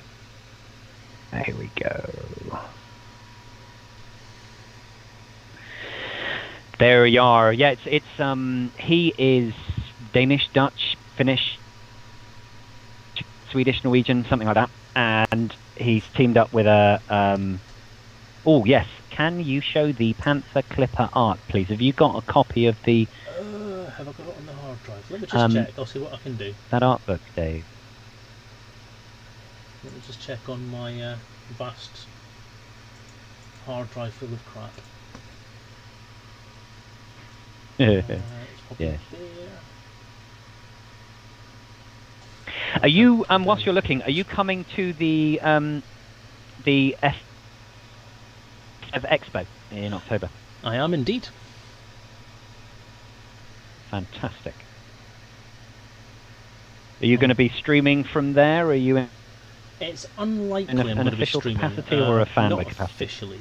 I don't have any official standing there. I've been able to ask Frontier for tickets. They've kindly arranged tickets for me, but I've asked for a stand to pimp the game, but they won't give me one because I'm not important enough. Didn't pay enough money. Okay. Okay. I was kind of hoping, but nope. So I'll just wander about in a t-shirt or something and sell it anyway. I'll take my tablet round, pimp it. But yes, I'll be there in an unofficial capacity. I don't know if I'm going to do anything sort of mobile streaming or anything like that while I'm there. I'll just see how things go. But I'll be accompanied by the lovely Mrs. Selezen, so I'll probably have to look after her more than that. Oh, that's fantastic. And also, of course, there will be enough streamers there that I am sure will want to have a chat with you at some point. I would assume so. That's what usually happens. It'd be good if they did. And I'm always available for parties, birthdays and bar mitzvahs. Yep. Digital art book. So there we go. Have you found it? Oh, you have. I have. I'm just opening it up. I'll get to the right page and then I'll pop it on the screen. Where's my full screen mode? There it is.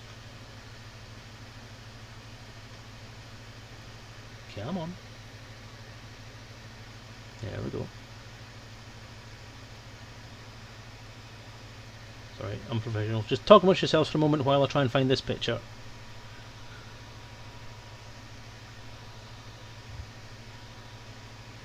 I am delighted about, seeing as you want me to talk amongst myself, about the whole Olympics. When I heard about those in LaveCon, I was chuffed to bits. Suddenly exploration does not become painful. The whole what, sorry?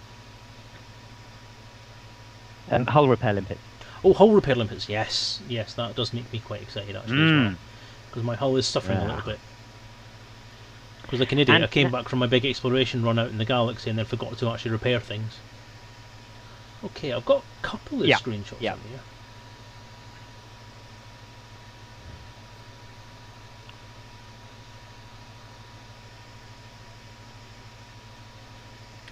Quite a lot of stuff, so I'm going to show a couple of pages now. Just let me get the right keyboard would help. Or I'm like Jean-Michel Jarre some days when I'm on this. Right, okay, there we go. Let's have a look. Where's my stream page? There it is. Let's change window capture to grab this book. Right, so you'll see down in the bottom right hand corner there, that looks a bit like a Panthery type thing. It may be a bit of a Type 9 precursor, but it does have a bit of the Panther-like look around the edge of the pylons there. There's also, if I go a couple of pages down, you have this beast here. Again, roughly the bottom right, which has kind of... We're not entirely sure whether that's a Panther or not, but it does seem to be quite a large, quite a fierce-looking ship. So could that be the Defender, possibly? Or is that a Panther? Who knows? Okay, I'll pop that off for a second while I scan through. I don't want to show the entire book, because people just screenshot it off of YouTube.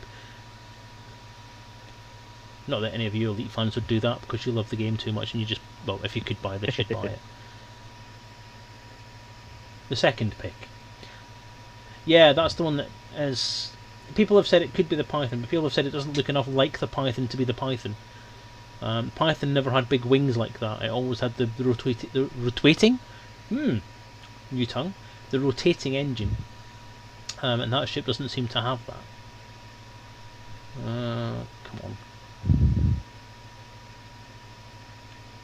Just for those of you who are interested, if you want to have a quick look at what could be some up-and-coming SRV awesomeness, that one in the bottom right. The bottom right seems to be getting a lot of love in this book, but that one in the bottom right, I'm really looking forward to driving that if they make one.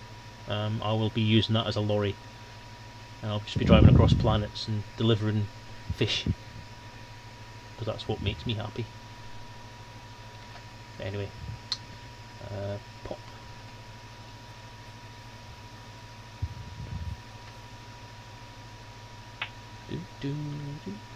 No, I'm not seeing any of those pictures because I've had to refresh the page and now I've just got a bloody PlayStation ad. Hey, Go I get away. ads. There you go, you're back. Yay. Yeah, there's power play crap. Nobody cares about power play. There's one pair of large ships, I mean massive ships, that one of the pictures resembles, if you've got a bit of imagination, a slightly oversized Python. I believe that they are the concept for the boa, which never got produced. Oh. Right, I'll try skipping back up to that one.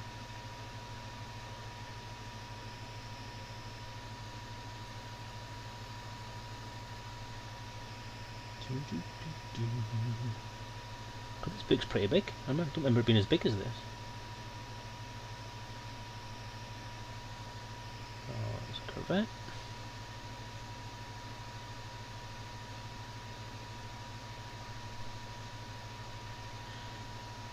Actually, I'm going to pop with that screen because that's quite interesting. Yeah, there's an interesting one for some discussion. This is some concept art that the little text in the bottom that says concept sketches of designs that have yet to find their way into the game. So there's obviously quite a lot of stuff sitting in the background that Frontier have potentially got waiting in the wings to come into the game at some point. Yeah. So. These were Josh's concepts for the crate. Ah, all of them. Yep. Ooh, interesting. Yeah, they were all concepts for a crate-like ship, and they haven't gone for any of those. No. Yeah. That's a shame because some of those look awesome. I like that one in the centre. They do. That looks kind of more like a Mamba than a crate though. But I do like it. It looks mean. They seem to have gone away from the kind of triangle-y look. I mean, obviously the triangle imagery was very strong in Frontier, and even through Frontier First Encounters as well. You had this triangular overall shape was quite popular, and they've moved quite a long way away from that now. But I actually quite like that one in the sort of second in from the left, on the top, it's like nestled in between the top two ships on the left. There's a little one that looks vaguely like a very squished up courier. Oh yeah, the ones with the two quite big pylons. Yeah. The fat pylons. Looks like a large or a medium comes out of them or something. Yeah, they do look good. That looks quite interesting. Yeah. It looks overpowered, which then it just looks like a combat ship. I like it. Lots of good design. I mean, Josh Atag's a very talented designer. I mean, some of this stuff is amazing. Yeah, he is. You're a very lucky chaps who've got him on board. I wish I'd thought of that. Well, we only were able to do that because the Kickstarter was to raise 45 grand to get a professional production. There you go. There's the aircraft carrier at the bottom on the right hand side with the ships coming up. Yeah, on the bottom Oh, of that the one. Yeah, yeah. That's what I was talking about. The one next to the that's what you're Beluga, talking about. Yeah, yeah. or whatever that is. That Yeah, was that's yeah. the one I remember. I mean, that would be cool. But yeah, no, we were able to bring on board Josh and a guy called Henning Ludvigsen, who does the. Have you played any of the latest iteration of Star Wars RPG, or seen any of it? I've seen it. I haven't played it, but I've seen it. Yes. Yeah, well, that's the artwork in there is a lot of that's Henning. So we were able to pay for him because we stretched the first 15 grand raised above the 45,000 was for extra art.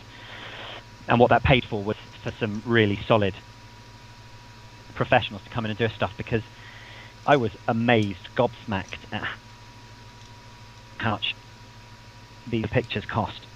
Mm. Yes, I was as well. Hence why I didn't get any. Yeah.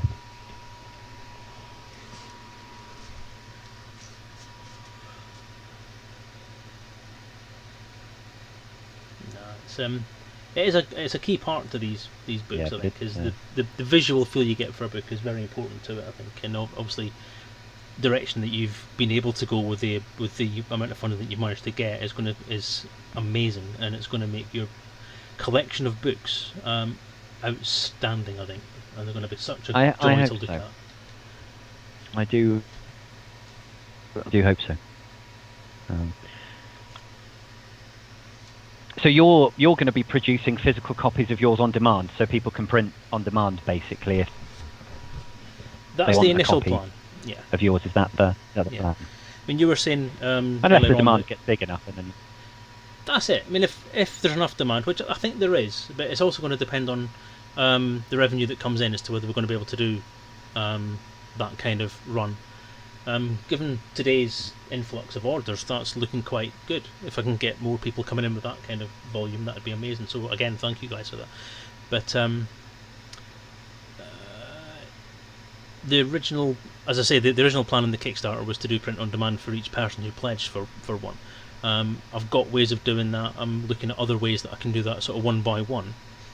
And you mentioned drive-through RPG earlier is one option I'm looking at for being able to do one-off prints at a pretty reasonable price, actually.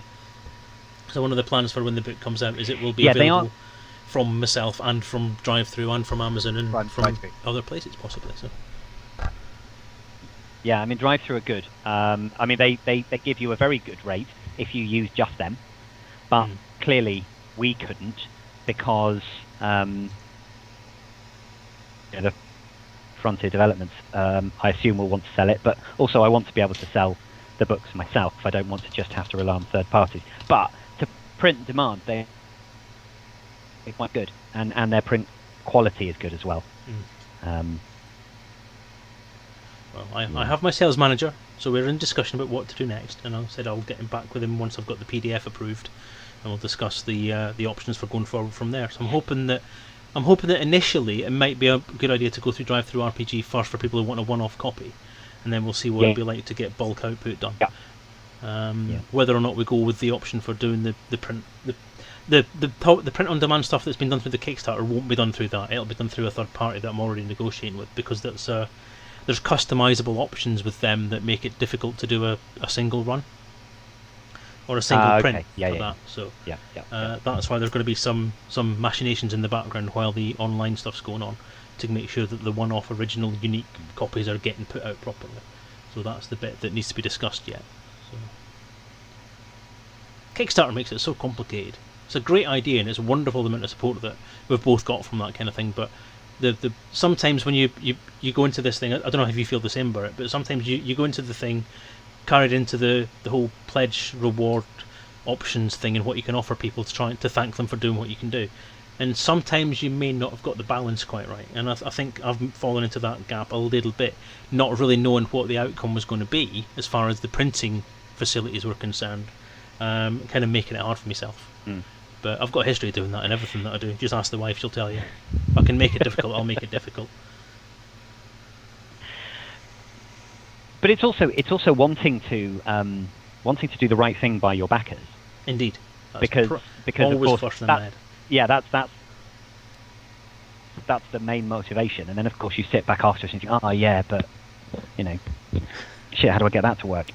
Yeah, I've all done that. All done that. How do you electronically sign 200 ebooks? Didn't think of that one, did I? No.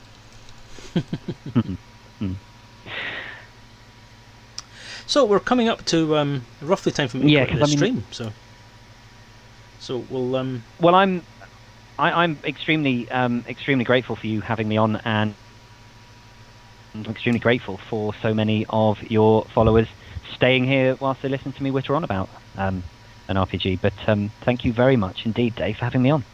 My pleasure, sir. Thank you for agreeing to come on. It's been amazing. And by all means, pop by again if you want to in the future. If you've got anything else you want to talk about or anything else you want to announce, then by all means, pop online. We can have a quick Skype, or you can just pop into chat. You're always welcome here. A gentleman. And yeah, and thank you very much indeed. Yeah, thank you, Garzini.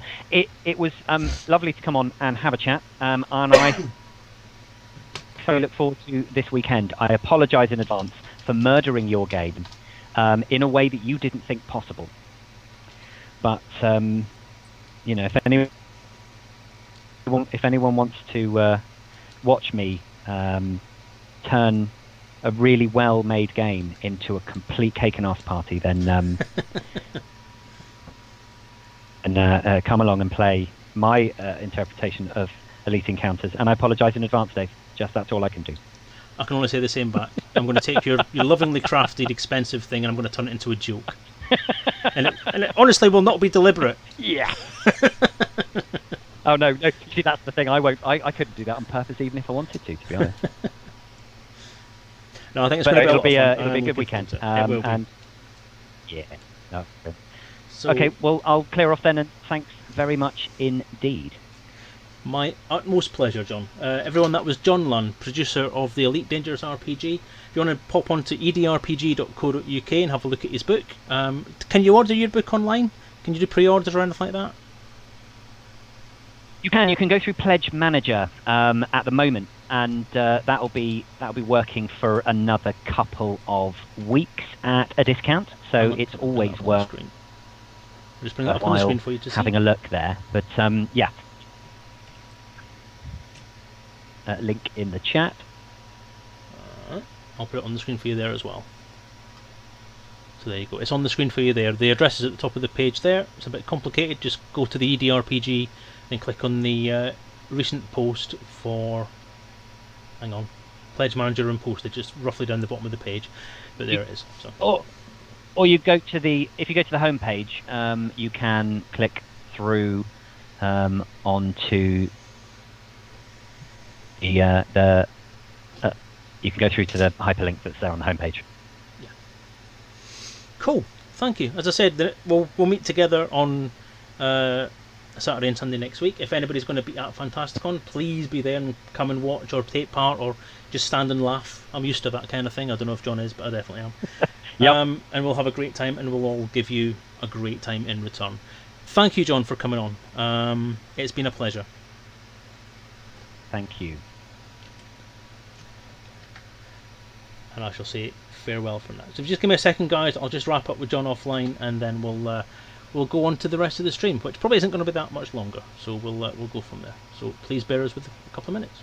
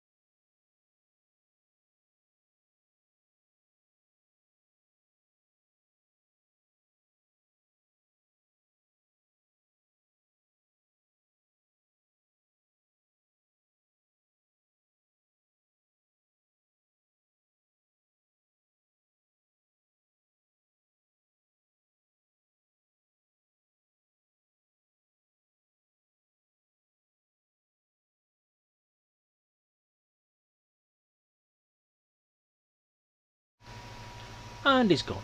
It's just us again. So yeah, I'll go back onto a picture of me now that you don't have John there to listen to anymore. You just got me now. So yeah, that was that. I hope you enjoyed that. That was something a bit different. I'm not going to go any longer on that for the moment. Just going to sort of draw it to a close now, because I'm not going to fire up Elite at this point in time. I've got too many things open on the windows now. I've got 4 browser windows going, 2 computers going, I've got 3 books open. It's been a hell of a hectic night, and I must admit I was so stressed on the run up to this, knowing that John was coming on and hoping I was not going to make an arse of myself in front of a rival, an evil rival. Nah, I'm only joking. But yeah, it's been a hell of a ride. It's gone very, very, very, very quickly this evening. I mean, this was only meant to be like an hour or so, and it's been an hour and a half we've had him on, and just absolutely no sense of time passing there at all. But yeah, the EDRPG, I'm very much looking forward to it. My thoughts now that we're sort of not online of it is, I'm quite surprised by what I've heard.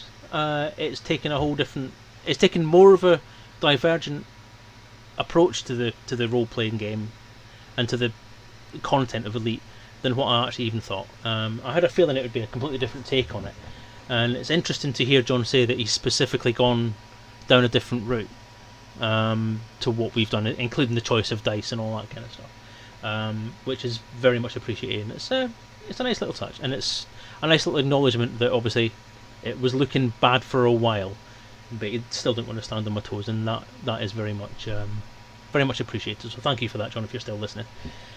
So yeah, onwards then to the launch.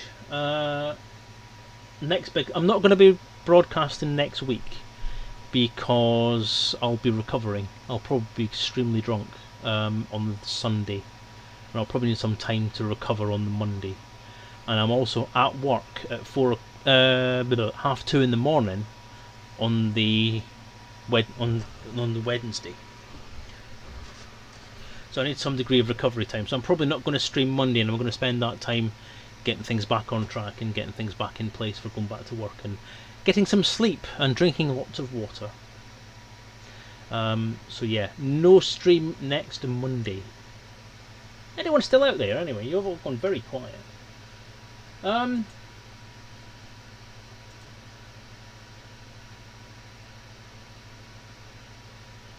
Just checking stuff. Appreciate the follow, Spidermind Games and David DB020. I'm going to assume that's not David Braben. You all went very quiet there. But oh, thank you, Garzini. Thank you for your purchases. It's very much everyone who's bought the game this evening, bought your pre-orders. I do appreciate it. It's very, very kind of you. Appreciate the support. Carumba looking for sharing a pint at Fantasticon. Definitely. I don't want to share the same pint. That's a bit dirty. You know, I don't really want floodback or anything like that. So, if you want to share a pint, get 2 half-pint glasses, and I'll quite happily share a pint that way. Otherwise, we can buy each other a pint, and then it's still sharing a pint.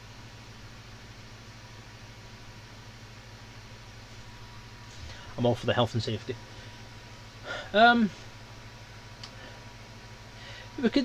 Is there loads of people still around? You know, I've not got anybody counting who's actually on the stream at the moment because it won't give me a list. Let me just bring up the window. Still quite a big list on there.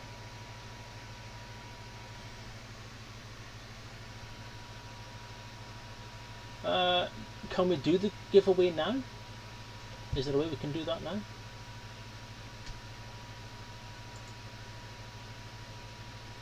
I know there's a giveaway thing actually on the page, isn't there? Twitch.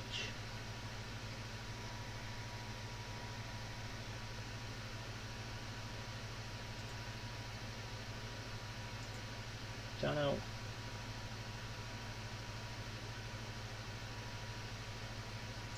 Mute yourself. We've got 30 people on.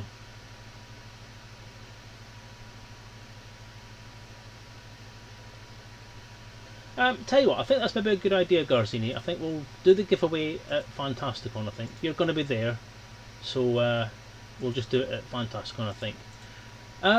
yeah, because time's kind of got away. So if that's okay with you, we'll do it then. Otherwise, we can do it another day. Gamora release day. At the moment, I don't know.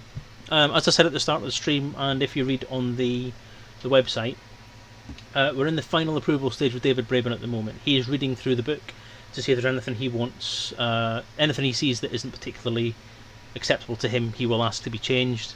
But we're hoping, having gone through a lengthy process of getting this book proofed and read and edited and so on, that we should be okay. So any changes that may come back through from him will be minimal. That's the hope. So it'll be whenever we get it back. So knowing my propensity for giving out deadlines and so on that are complete bollocks, I'm going to say that my anticipation would be that if things come back from David as being perfectly fine, we could have potentially a week, maybe two, before we... that's right. Oh, excuse me. We have a week, maybe two, in order for me to get the pledge rewards out for the Kickstarter, and then the pre-orders will just go straight on. All I need to is literally just flicking a switch, and the book is there to download. It's that simple. If the worst case scenario comes and there is some edits to do, then the big thing I'm hoping about...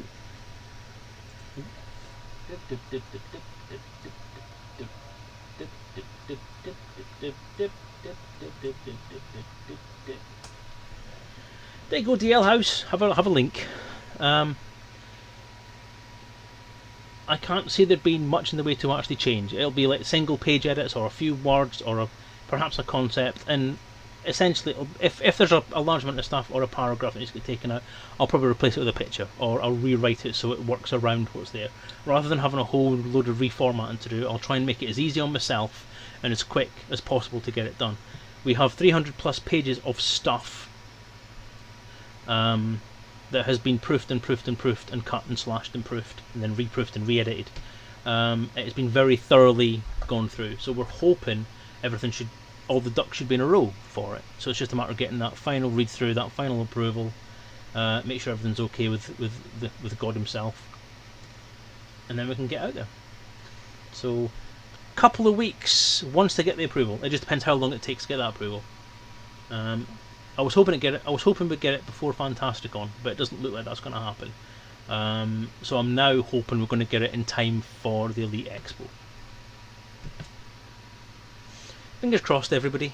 But yeah, there's my book. There's the banner for it at the back of me. Garzini knows about banners. Wow. What was that bonging noise? What does it mean? I have no idea.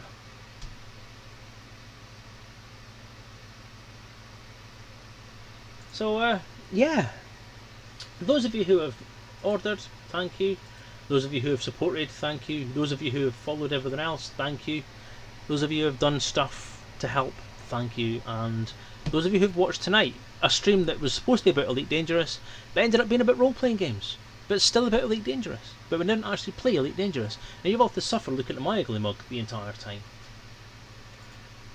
Is the number of pages in the book divisible by 4?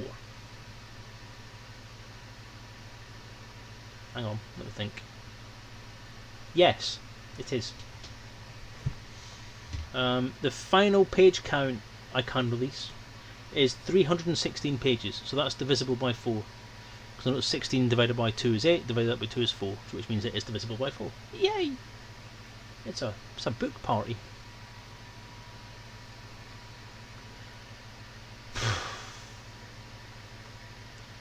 It's been a busy night. It's been a busy week, and I'll be honest, today has been a bit nerve-wracking. When you all started saying that the site wasn't working properly, I was starting to have kittens. I was starting to panic. I'll be very honest about that. But it just seems to be a thing about www at the start of the URL, which is a weird thing. I'm actually wondering if it's something to do with the registration of the site. I will look into that, because that could be a problem. But we should be okay from now on. But I want to thank you, because the orders have been rolling in, and I am very, very happy. What we're going to do next? Well, I'm going to sign off shortly, and then go and kind of have a cold bath. If I had a bath, I'll just jump under a hose or something, and cool down, because point 1, it's been a nerve-wracking day. a nerve-wracking night. A busy day because I've actually built a load of shelves today. Went to IKEA this morning, bought shelves, built shelves, so I can get stuff off my desk and get production stuff ready. And then obviously the build-up and the preparation for tonight has been going on for the last couple of weeks. But the last, since probably Thursday, has been a hell of a cram. Just getting the website finished, the store finished, the designs finished, the pages and the outlay and the graphics done. It's my life revolves around graphic design at the moment, which isn't a bad thing because it's what I've always wanted to get into, but it's just been a hectic trial by fire for it. So anyway, I hope you've enjoyed this waffling random session of chat. And again, thanks to John Lunn for popping by and saying hello and various other different things that he said as he came in. EDRPG available for pre-order now. Probably going to be out around about the same time as mine. So the race is on. Doesn't really matter whose is out first because mine's is better.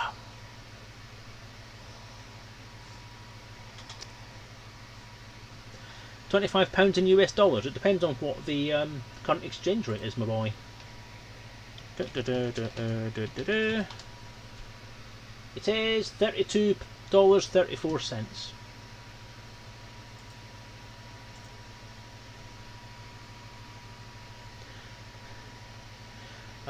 So what we're going to do now is I'm going to go away. As I say, no stream next Monday.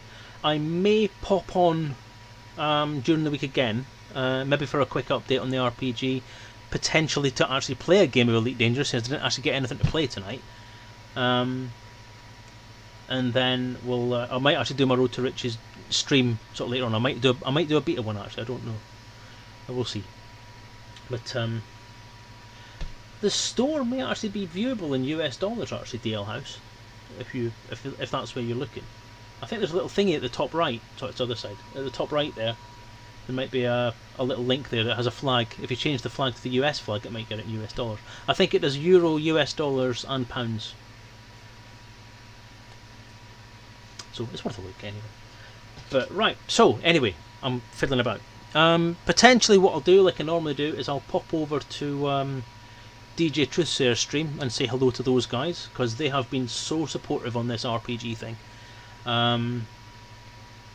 They have pushed this RPG and market this RPG, and they've obviously pushed people to this channel, and so many followers because of DJ, and so many viewers because of DJ. He's an awesome guy, very excitable, but a lovely guy. I think if you haven't met him before, I think you'll like him. So we're going to nip on there next. I'm probably going to go over there and have a quick chat with him and just let him know how the pre-orders have gone, and just again say thank you to him for his support. So if anybody here doesn't know who DJ is, then I'll pop a link in chat now. Nope, that's the wrong keyboard. TV/DJ Truthsayer. There. I'm going to pop over there and have a bit of a chat with him. Spidermind Games, John, I've been asked by DJ if you wouldn't mind popping over there as well if you have the time and have a brief chat with the guys. Again, they're very much into the role-playing stuff. Would very much like to meet you. They're probably going to invite you on their stream as well, because they do like people coming on and talking about cool stuff, and the EDRPG is definitely cool stuff to talk about. So yeah, we're going to pop over there now and have a bit of a chat with the guys. So again, thank you for looking at my ugly mug for the last 2 hours, listening to me waffle on and listening to John talk about his stuff. Ditry? Ditry sneaked on there without me seeing. Hi, Ditry. So that's it. Let's go in now. I'll go back onto my main screen, put the appropriate screen on. I'll go back to there. See, that's just, what is that? Oh, of course, it's my camera's gone to shit, hasn't it? Because I've changed it. Let's change that back to where it's meant to be on. But that's not right. Let's try that again. That's better. No, cut off to the side now. Rearrange the entire room while you weren't watching. So this is Selezen signing off for another week. As I said, won't be on next week, but keep an eye out on your notifications for something I may do during the week for you. But take care, guys. All the best. Thanks for your support. Have a good week, and I'll see you at Fantasticon, if not before or after.